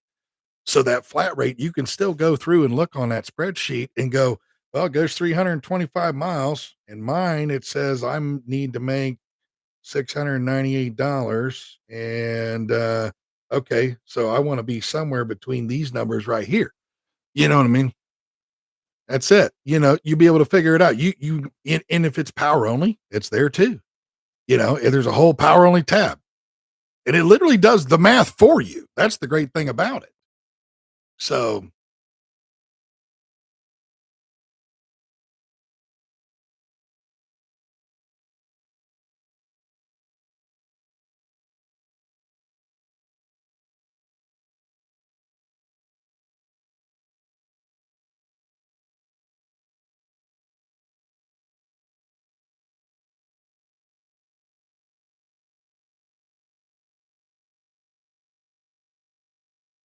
right.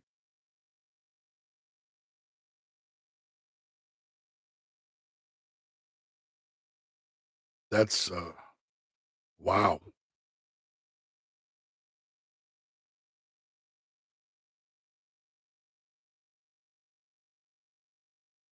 I could see maybe a really high end M frame for 35 grand. Yeah. Yeah. Right. Right. Right. It's all going to be premium OEM parts. Yeah. Yeah. For 35 grand. Yeah. Yeah. Yeah. Well, and that's the thing though. This is where what we're trying to do over here is just make it to where that everybody is informed, fully informed. And we're not trying to make it a dollar off anybody. That's the thing about it. And if we do make a dollar off this, like I said, it goes over into the relief funds. So, you know what I mean? The only thing I've really got left, just to be honest, to get it done is I got to go down and sit down with my banker, because she helps me set everything up because we are a 501(c)(4). So, got to make sure that all your I's are dotted and your T's are crossed and your Q's got the slashes and all that stuff. Cause I don't look those alphabet groups over there, whether it's the FMCSA or the IRS, I don't deal well with bureaucrats. I'm just not one of those guys, you know. My buddy down there at the bottom, Heartless, that's my best friend BJ, man, and he'll tell you, do not put Cupcake on the speakerphone. Yeah, we got do not put him on speakerphone, man, because I think I've got his ass in hot water a couple of times, to be real honest. So, yeah, we need to go. Yeah, yeah, yeah, yes, sir. Oh well, hey, we're doing it again tomorrow, so I'll be back on here 8 o'clock. I think Lily put up a video, so go look at one of the latest videos, and we're doing it again tomorrow night. So yeah, all right. You too, brother. Yeah. Talk to you later, man.